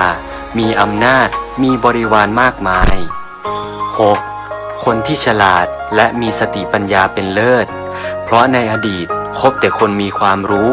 คบบัณฑิตคบแต่คนดีๆฝึกสมาธิเจริญปัญญาอยู่เป็นประจำในชาตินี้ก็เลยเป็นคนฉลาดหัวไวมีสติปัญญาเป็นเลิศ 7. ผู้ที่ร่ำรวยมีทรัพย์สินมากมายเพราะในอดีตชอบให้ทานชอบทำบุญรักในการให้โดยไม่หวังสิ่งตอบแทนในชาตินี้ผลบุญก็เลยส่งผลให้มีทรัพย์สินมากมายมีเงินใช้ไม่ขาดมือ 8. คนที่เกิดในตระกูลสูงเพราะในอดีตนั้นเทิดทูนบุคคลที่ควรเทิดทูนทำดีกับพ่อแม่ชีวิตเทิดทูนแต่สิ่งดีๆในชาตินี้ก็เลยทำให้มีชาติกำเนิดที่ดีอยู่สุขสบายเกิดในตระกูลที่สูงส่งทำนายของคนเฒ่าบ่เก่าเปิ้นได้พยากรณ์ไว้ว่าต่อไปเบื้องหน้าบัดแตงลายจะขึ้นกลางจ้างจะเล่นกีฬาปลาจะติดคุกคนตุกจะรวยควายจะขี่รถข้าวโพดจะกินหมูปูจะขึ้นเครื่องบินดำทมินจะมีก้าป้าจะได้เลี้ยงหลานอาจารย์จะเมาเหล้าตุเจ้าจะเอาเมียเฮือจะมีตีนเครื่องบินจะออกลูกของถูกจะกลับมาแปลงของแดงจะเป็นของขาวสาวๆจะเอวหาบ่าวนักข่าวจะรุ่งเรืองสีเหลืองจะเหลือน้อยจะใส่ซอยแผ่วข้อตีนของกินบ่ต้องได้ทำฝนตกหำบ่ท่ากว่าเปี้ยควายเผือกจะบ่มีหื้อหันลูกหลานจะออกซ่าหาจะลงมากินมีตีนบ่ท่าได้ย่างห้อมตางบ่มีคนไต่มองใหม่บ่มีคนต่ำเสือลายดำจะสุ่นปื้นบ้านฝูงแรดจ้างจะอยู่บนหลังคาปูป๋าจะดาดดื่นต้องอึงบ่ตันได้ปองบวกน้องจะเป็นปิดสัตว์ปีกจะหนีไก่นกยางตีนใสจะกินบะแห่พ่อแม่จะอยู่ลุ่มลูกคนหนุ่มจะอยู่ตังบนซาเปาจะจนกันกลางอากาศคนฉลาดจะนอนดึงคนซึงจะไปหญ้าการน้อยนานจะหนีป่าน้ำต้าจะไหลขึ้นเหือนดินจะเปียงกันอย่างหน้ากองตีดอนจะกลายเป็นตีลุ่มคนหนุ่มจะบ่อยู่บ้านไม่การจะบ่มีไผหู้จักพืชพักจะได้นอนมุ้งญี่ปุ่นเมืองจีนจะครองเมืองไทยอยากกินอันใดบ่ต้องไปสอดปวกกับหมอดจะบ่มีอย่างกินหนี้สินจะมีกันทั่วบัดทั่วจะบ่มีคนปลูกขายนิยายจะกลายเป็นความจริงแม่ยิงจะเอาเมียจะมีในเบื้องหน้าแต่แลตั้นตั้งหลายเฮ้ย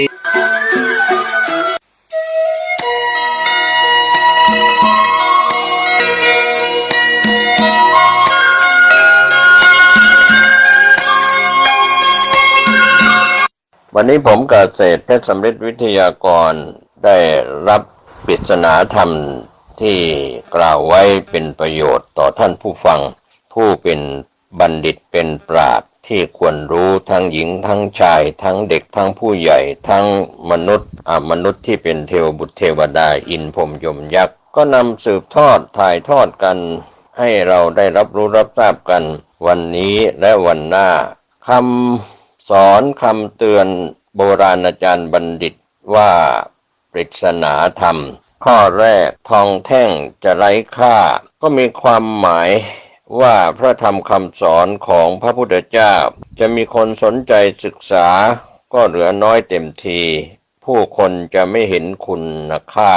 ทั้งพระสงฆ์สามเณรและฆราวาสก็เบื่อหน้าหนีพระธรรมคำสอนกับทั้งผู้คนก็ไม่นิยมเข้าวัดฟังธรรมเห็นวัดเป็นสถานที่ไม่น่าอภิรมย์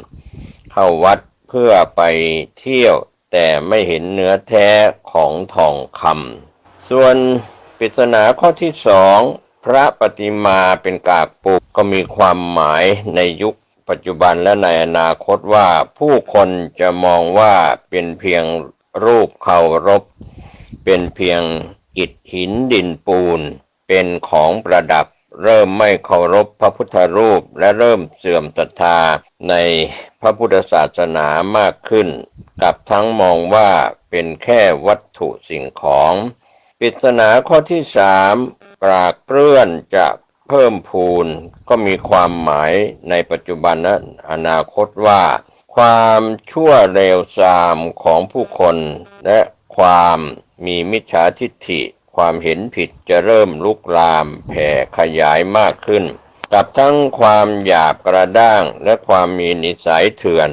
ถอยของผู้คนจะลุกลามเป็นเหมือนกลากเกลื่อนที่ติดต่อกันได้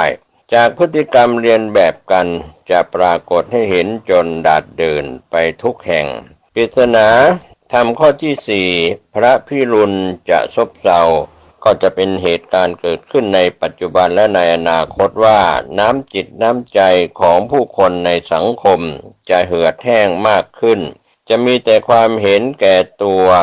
เห็นแก่ได้กับทั้งฟ้าฝนก็จะแห้งแล้งไม่ตกต้องตามฤดูกาลปริศนาธรรมข้อที่5ผ้าเหลือง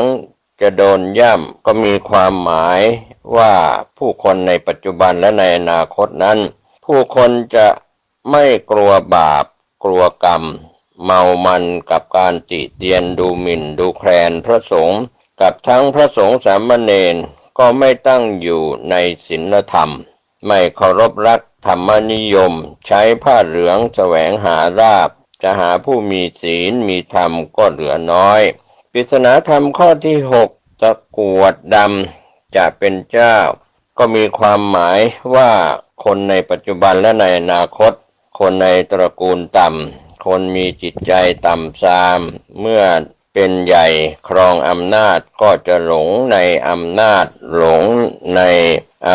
ำนาจเหลิงในอำนาจจนพาบ้านเมืองเสียหายพาองค์กรเสียหายกับทั้งกินเงินหลวงไม่อายชาวบ้านคาบไปกินต่อหน้าต่อตาไม่เกรงกลัวคนเห็นปริศนาธรรมข้อที่7ดอกตูมโรยแต่เช้าก็มีความหมายว่าในปัจจุบันและในอนาคตเด็กผู้หญิงเริ่มมีคู่ตั้งแต่อายุน้อยยังไม่โตเป็นสาวก็เที่ยวหาคู่นอนปทุมยังไม่เป็นถันก็ได้เสียกันแล้วกับทั้งเอาใจออกห่างพ่อแม่แก่แดดทั้งที่ยังเช้าอยู่ปริศนาธรรมข้อที่8หมาหัวเน่าพึ่งจะตอมก็มีความหมายว่าผู้คนในปัจจุบันและในอนาคตนั้นคนไม่ดีคนเนรคุณคนชั่วแต่สังคมจะยกย่องชมเชยหรือว่าชื่นชมกับทั้งเชื่อคำพูดคำปดมดเท็จของคนเหล่านี้ดุจพึ่งตอมกลิ่นพมรอันหอมปริศนาธรรมข้อที่9บุปผาจะเป็นหมันก็มีความหมายถึงผู้คนในปัจจุบันและในอนาคตว่าส่วนคนดีนั้นผู้คนจะพากันด่าสาดเสียเทเสียจนแทบแทรกแผ่นดินหนีคนทำดีคนจะไม่เห็นค่าทำความดีกับถูกต่อว่าจนต้องแอบทำดีเท่าไหร่ไม่มีคนเห็นแต่คนจะกลับนิยมชื่นชมคนมีอำนาจคนมีเงินว่าเป็นคนน่ายกย่องปริศนาธรรมข้อที่10คืนและวันจะสั้นเข้าก็มีความหมายว่าผู้คนในปัจจุบันและในอนาคตผู้คนจะเพลิดเพลินไปกับการเสพสิ่งบันเทิงกินเที่ยวช้อปปิ้งเล่นโซเชียลจนเวลาในแต่ละวันผ่านไปจนไม่รู้วันรู้คืนและวิถีชีวิตที่ทำงานแลกเงินจนหมดเวลาไปกับ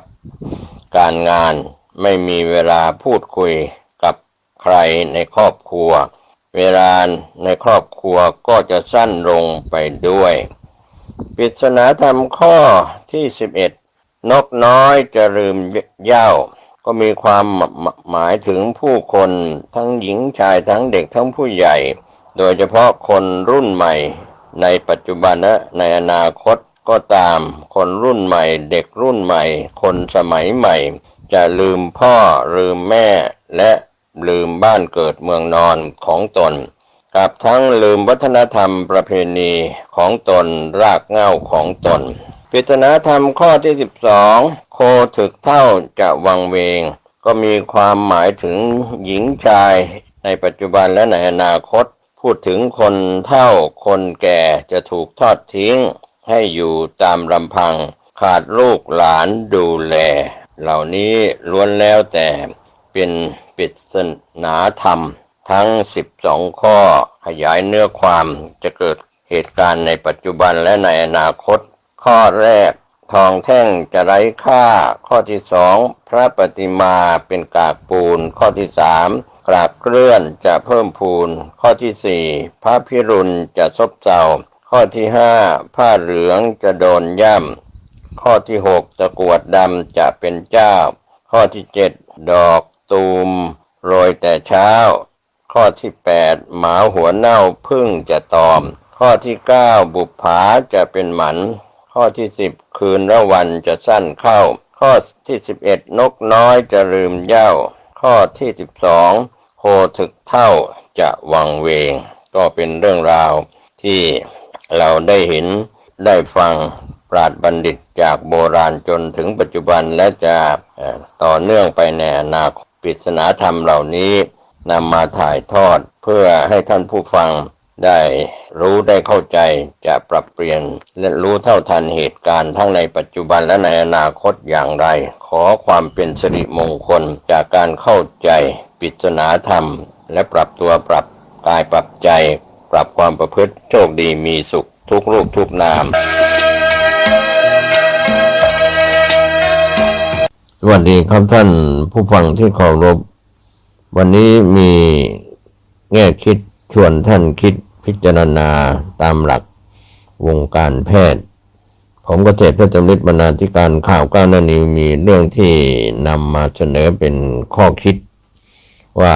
จริงเท็จประการใดแพทย์ได้อธิบายว่าเหตุใดการงีบหลับในเวลากลางวันจึงไม่สามารถชดเชยการนอนหลับในเวลากลางคืนได้ในการนอนหลับเวลากลางวันและนอนไม่หลับในเวลากลางคืนไม่ใช่แค่เป็นนิสัยที่ไม่ดีเท่านั้นแต่ยังเป็นปัจจัยที่รบกวนสมดุลของหยินและหยางรวมถึงการทำงานของอวัยวะภายในอย่างรุนแรงตามหลักการแพทย์แผนโบราณตามที่ดร.เกียวส่วนไทยผู้เชี่ยวชาญจากศูนย์การแพทย์มหาวิทยาลัยโฮจิมินห์สาขา3ของเวียดนามกล่าวว่าการนอนดึกดูเหมือนจะกลายเป็นนิสัยทั่วไปในสังคมปัจจุบันหลายคนเข้านอนดึกหรือแม้กระทั่งนอนดึกเกือบทั้งคืนแล้วชดเชยด้วยการนอนหลับในเวลากลางวันในระยะแรกร่างกายอาจไม่แสดงอาการผิดปกติอย่างชัดเจน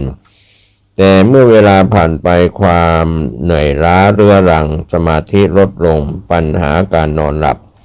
และสุขภาพโดยรวมเสื่อมโทรมลงก็จะค่อยๆปรากฏขึ้นโดยเฉพาะอย่างยิ่งในช่วงปลายปีตารางงานที่ยุ่งและภาระงานที่เพิ่มขึ้นส่งผลกระทบต่อการนอนหลับอย่างมากการตรวจพบปัญหาตั้งแต่เนิ่นๆและการปรับเปลี่ยนอย่างทันท่วงทีไม่เพียงแต่ช่วยให้การนอนหลับดีขึ้นเท่านั้นแต่ยังเป็นขั้นตอนสำคัญในการปกป้องสุขภาพในระยะยาวในวิถีชีวิตที่เร่งรีบในปัจจุบันอีกด้วยการนอนหลับที่เกี่ยวข้องกับหยินและหยางการแพทย์แผนโบราณก็มองว่าร่างกายมนุษย์เป็นองค์รวมที่ทำงานตามกฎของธรรมชาติกลางวันเป็นของหยางกลางคืนเป็นของหยินเมื่อตกกลางคืนพลังหยางจะลดลงพลังหยินจะเพิ่มขึ้นและร่างกายจะเข้าสู่สภาวะสงบที่เกิดการสะสมแล้วก็ฟื้นฟูการนอนหลับในเวลากลางคืนจึงเป็นสภาวะทางสรีรวิทยาที่จำเป็นสำหรับการคืนพลังหยางสู่หยินการบำรุงเลือดหยินการปรับสมดุลของซี่และก็เลือด และการทำให้จิตใจสงบเมื่อคนเราตื่นในเวลากลางคืนและนอนหลับในเวลากลางวันความสมดุลนี้จะถูกรบกวนพลังหยางจะไม่ถูกเก็บสะสมอย่างเหมาะสมและเลือดหยินจะไม่ได้รับการบำรุงอย่างเพียงพอหากสถานการณ์นี้ยังคงอยู่จะทำให้หยางไม่คืนสู่หยินและหยินไม่เก็บสะสมหยางทำให้ความสามารถในการควบคุมตนเองของร่างกายอ่อนแอลงและก่อให้เกิดโรคเรื้อรังต่างๆมากมายดร.ส่วนไทยอธิบาย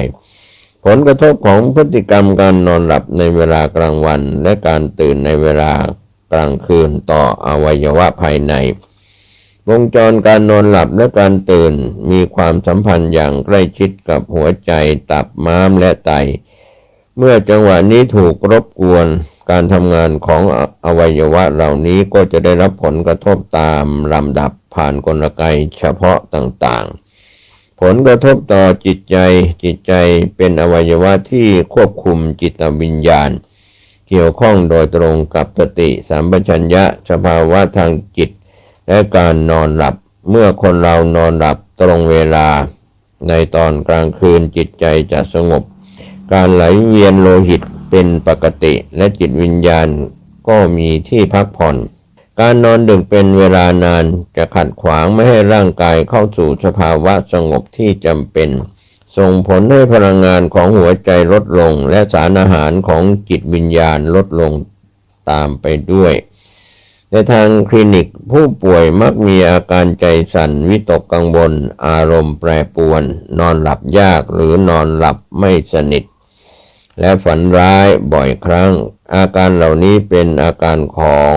การแสดงพลังงานหัวใจไม่เพียงพอและความไม่สบายใจทางจิตใจซึ่งมักพบในผู้ที่มีนิสัยนอนดึกเป็นเวลานานผลกระทบต่อตับการนอนหลับในเวลากลางคืนมีบทบาทสำคัญในการรักษาสุขภาพของตับการนอนหลับดึกเป็นเวลานานจะทำให้ร่างกายไม่เข้าสู่สภาวะสงบ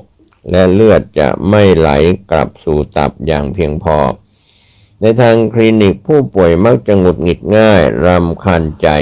ถอนหายใจบ่อยรู้สึกแน่นหน้าอกเวียนศีรษะปวดตาและนอนหลับไม่สนิทผลกระทบต่อม้ามวิถีชีวิตและพฤติกรรมการกินที่ไม่สม่ำเสมอเช่นการนอนดึกจะทำลายพลังงานของม้ามทำให้การทำงานของระบบย่อยอาหารลดลงเมื่อพลังงานของม้ามพร่องการผลิตซี่และเลือดก็จะแย่ลงส่งผลให้เกิดอาการอ่อนเพลียเรื้อรังเบื่ออาหารท้องอืดและความผิดปกติของระบบย่อยอาหารผลกระทบต่อไตเวลากลางคืนมีความสำคัญอย่างยิ่งต่อการรักษาและบำรุงสาระสำคัญของไตการนอนดึกเป็นเวลานานจะทำให้สาระสำคัญของไตลดลงโดยเฉพาะหยินของไตเมื่อหยินของไตไม่เพียงพอหยินจะไม่สามารถควบคุมอย่างได้ทำให้เกิดความร้อนภายในร่างกายซึ่งรบกวนการนอนหลับมากขึ้นผู้ป่วยอาจมีอาการปวดหลังและเข่าหูอื้อปากแห้งรู้สึกร้อนภายในร่างกายพลังชีวิตลดลงและอ่อนเพลียเรื้อรังอาการเหล่านี้เป็นสัญญาณว่าความเสียหายได้ลุกลามไปยังรากเหง้าของร่างกายทำให้การฟื้นฟูตัวช้าลงการรักษาสุขภาพที่ดีมีบทบาทสำคัญในการป้องกันและฟื้นฟูสุขภาพควรเข้านอนก่อนเวลา 23 นาฬิกาเพื่อให้สมดุลของหยินและหยางเกิดขึ้นในระหว่างวันการออกกำลังกายอย่างพอเหมาะเป็นสิ่งจำเป็นเพื่อสร้างพลังหยางและควรหลีกเลี่ยงการนอนดึกในตอนเย็นควรลดสิ่งกระตุ้นรักษาสภาวะจิตใจให้สงบและช่วยให้ร่างกายเปลี่ยนจากสภาวะที่กระฉับกระเฉงไปสู่สภาวะสงบอย่างเป็นธรรมชาติดร.เกียวส่วนไทยผู้เชี่ยวชาญด้านอายุรศาสตร์กล่าวแนะนำก็เป็นเรื่องราวข้อคิดดีๆที่เราควรรู้ควรทราบก็เป็นเรื่องราวดีๆ เกี่ยวกับแพทย์อธิบายว่าเหตุใดการงีบหลับในเวลากลางวันจึงไม่สามารถชดเชยการนอนหลับในเวลากลางคืนได้ก็เป็นเรื่องที่ดร.เกียวส่วนไทยผู้เชี่ยวชาญจากศูนย์การแพทย์มหาวิทยาลัยโฮจิมินห์สาขา3ของเวียดนามได้กล่าวท่านใช้วิจารณญาณในการรับข้อมูลเรื่องราวดีๆเหล่านี้ว่าการนอนหลับนั้นมีความสำคัญและควรจะหลับเวลาไหนช่วงไหนของกลางคืนไม่ควรหลับในเวลากลางวันเพราะว่าเป็นเวลาทำงานดังนั้นการใช้เวลาในการพักผ่อนนอนหลับนั้นมีสิ่งที่เป็นสิ่งจำเป็นและสำคัญต่อการพักผ่อนของร่างกายชีวิตมนุษย์ชายหญิงเราทั้งเด็กทั้งผู้ใหญ่ผมเกษตรเพชรสำริดได้นำข้อมูลแง่คิดดีๆมาฝากไว้เกี่ยวกับเรื่องของแพทย์ผู้เชี่ยวชาญออกมากล่าวถึงการนอนกลางวันการนอนกลางคืนเป็นอย่างไรก็หวังว่าเราจะไปปรับเปลี่ยนพฤติกรรมการนอนของแต่ละคนแต่ละท่านวันนี้และวันหน้าสวัสดีครับปริศนาการตื่นตี 3 ถึงตี 5โอกาสทองแห่งธรรมะคุณเคยสะดุ้งตื่นในช่วงตี 3 ถึงตี 5บ้างไหมหลายคนคิดว่าเป็นเรื่องบังเอิญหรือเพราะร่างกายผิดปกติแต่แท้จริงนี่คือเสียงเรียกจากธรรมะและเป็นช่วงเวลาทองที่ไม่ควรพลาดพระพุทธเจ้าทรงใช้ยามเช้ามืดเพื่อเดินจงกรมภาวนาและตรวจดูสัตว์โลกเพราะเวลานี้จิตละเอียดและสงบที่สุดเทวดาและพรหมยังอนุโมทนาบุญทำให้การภาวนาได้ผลเร็วกว่าปกติหลวงพ่อฤาษีลิงดำอธิบายว่าการตื่นขึ้นในเวลานี้มาจาก3เหตุผล 1. บุญเก่าในอดีตชาติปลุกเรา 2. เจ้ากรรมในเวรมาขอส่วนบุญ 3. เทวดาผู้คุ้มครองช่วยปลุกแม้แต่วิทยาศาสตร์ก็สอดคล้องเวลานี้ปอดทำงานดีที่สุดขึ้นสมองเข้าสมาธิฮอร์โมนสงบและสิ่งแวดล้อมเงียบสงัดเหมาะที่สุดสำหรับการเจริญสติและการภาวนาอย่างแท้จริงดังนั้นเมื่อคุณตื่นในเวลานี้อย่าปล่อยผ่านไปให้ตั้งสติหายใจเข้าพุทธหายใจออกโทแผ่เมตตาและอธิษฐานว่าขอให้บุญนี้นำไปสู่พระนิพพานการตื่นระหว่างตี 3 ถึงตี 5ไม่ใช่เรื่องบังเอิญแต่มันคือโอกาสทองแห่งธรรมะที่ปลุกเราให้ตื่นปริศนาการตื่นตี 3 ถึงตี 5โอกาสทองแห่งธรรมะคุณเคยสะดุ้งตื่นในช่วงตี 3 ถึงตี 5บ้างไหมหลายคนคิดว่าเป็นเรื่องบังเอิญหรือเพราะร่างกายผิดปกติแต่แท้จริงนี่คือเสียงเรียกจากธรรมะและเป็นช่วงเวลาทองที่ไม่ควรพลาดพระพุทธเจ้าทรงใช้ยามเช้ามืดเพื่อเดินจงกรมภาวนาและตรวจดูสัตว์โลกเพราะเวลานี้จิตละเอียดและสงบที่สุดเทวดาและพรหมยังอนุโมทนาบุญทำให้การภาวนาได้ผลเร็วกว่าปกติหลวงพ่อฤาษีลิงดำอธิบายว่าการตื่นขึ้นในเวลานี้มาจาก3เหตุผล 1. บุญเก่าในอดีตชาติปลุกเรา 2. เจ้ากรรมในเวรมาขอส่วนบุญ 3. เทวดาผู้คุ้มครองช่วยปลุกแม้แต่วิทยาศาสตร์ก็สอดคล้องเวลานี้ปอดทำงานดีที่สุดขึ้นสมองเข้าสมาธิฮอร์โมนสงบและสิ่งแวดล้อมเงียบสงัดเหมาะที่สุดสำหรับการเจริญสติและการภาวนาอย่างแท้จริงดังนั้นเมื่อคุณตื่นในเวลานี้อย่าปล่อยผ่านไปให้ตั้งสติหายใจเข้าพุทธหายใจออกโทแผ่เมตตาและอธิษฐานว่าขอให้บุญนี้นำไปสู่พระนิพพานการตื่นระหว่างตี 3 ถึงตี 5ไม่ใช่เรื่องบังเอิญแต่มันคือโอกาสทองแห่งธรรมะที่ปลุกเราให้ตื่นรู้สวัสดีครับท่านผู้ฟังที่เคารพวันนี้ผมเกษตรเพชรสำริดขออนุญาตแชร์เรื่องบุญได้บุญแชร์เรื่องบาปได้บาปในส่วนของธรรมสาระวันนี้ก็มีข้อมูลที่น่าสนใจนำมาฝากว่าขยันทำบุญได้อะไรมีคำตอบแต่ไม่ใช่คำตอบที่ผู้ดำเนินรายการตอบเองแต่เป็นคำตอบของสมเด็จพระพุทธาจารย์โตพรหมรังสี วัดระฆังโคติตารามกรุงเทพมหานครในสมัยอดีตท่านได้เทศน์เรื่องทำบุญไว้ว่าทำไมต้องทำบุญเพราะบุญเป็นพลังงานที่มีพลังดึงดูดความเจริญมาสู่ชีวิตเป็นต้นเหตุแห่งความสุขความสำเร็จในชีวิตถ้าบุญน้อยอุปสรรคในชีวิตก็มากถ้าบุญมากอุปสรรคในชีวิตก็น้อยถ้าบุญอ่อนกำลังลงหรือบุญหมดบาปที่เคยทำไว้ก็จะได้โอกาสส่งผลทำให้ชีวิตมีอุปสรรคต่างๆนานาเช่นเจ็บไข้ได้ป่วยไม่มีความสุขหมดอำนาจวาสนาเสียชื่อเสียงเกียรติยศแม้คนรักก็หมดรักแม้ทรัพย์ที่มีอยู่น้อยนิดก็ยังรักษาไว้ไม่ได้ฉะนั้นการจะมีทรัพย์สมบัติทุกอย่างและความสมบูรณ์พร้อมในชีวิตก็ต้องมีบุญที่มากเพียงพอซึ่งไม่ว่าจะอยู่ในสถานภาพใดล้วนต้องอาศัยบุญทั้งนั้นไม่ว่าจะอยากอยู่แบบพอมีพอกินหรือคิดจะเป็นเศรษฐีมหาเศรษฐีหรือพระเจ้าจักรพรรดิแม้กระทั่งปรารถนาที่จะหมดกิเลสบรรลุมรรคผลนิพพานเป็นพระอรหันต์เป็นพระปัจเจกพุทธเจ้าเป็นพระสัมมาสัมพุทธเจ้าก็ต้องมีบุญมากถึงบารมีมากถึงจะดำรงอยู่ในเหตุที่ดีด้วยเหตุนี้เราจึงหลีกเลี่ยงไม่ได้ที่จะสั่งสมบุญเพราะบุญคือเบื้องหลังความสุขความสำเร็จในชีวิตทุกระดับอย่างแท้จริงหลายท่านที่เล่นข้อมูลส่งต่อ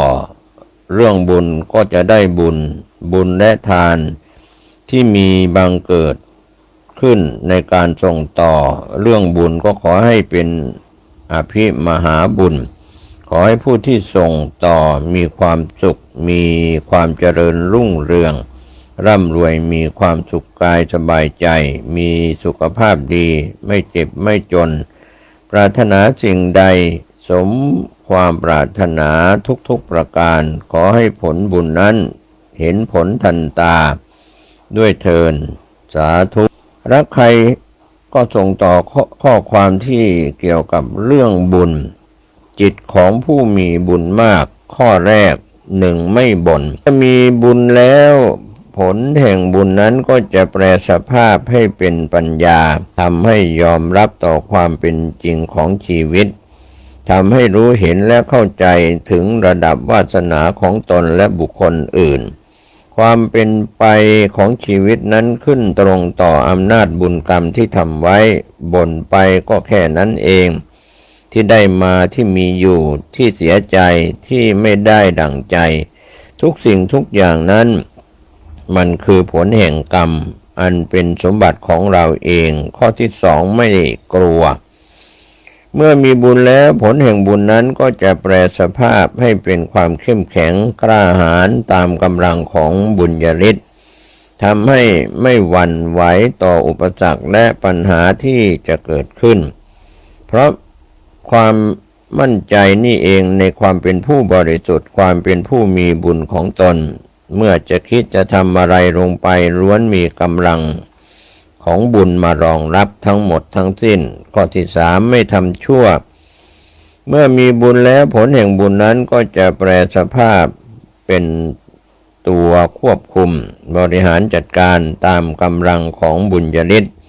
ทำให้เกิดความกลัวความละอายต่อบาปต่อกรรมความผิดน้อยใหญ่ทั้งในที่รับและที่แจ้งเห็นถึงความเสียหายหลายภพหลายชาติเห็นถึงผลกระทบต่อครอบครัวต่อโลกต่อสังคมอย่างมากมายมหาศาล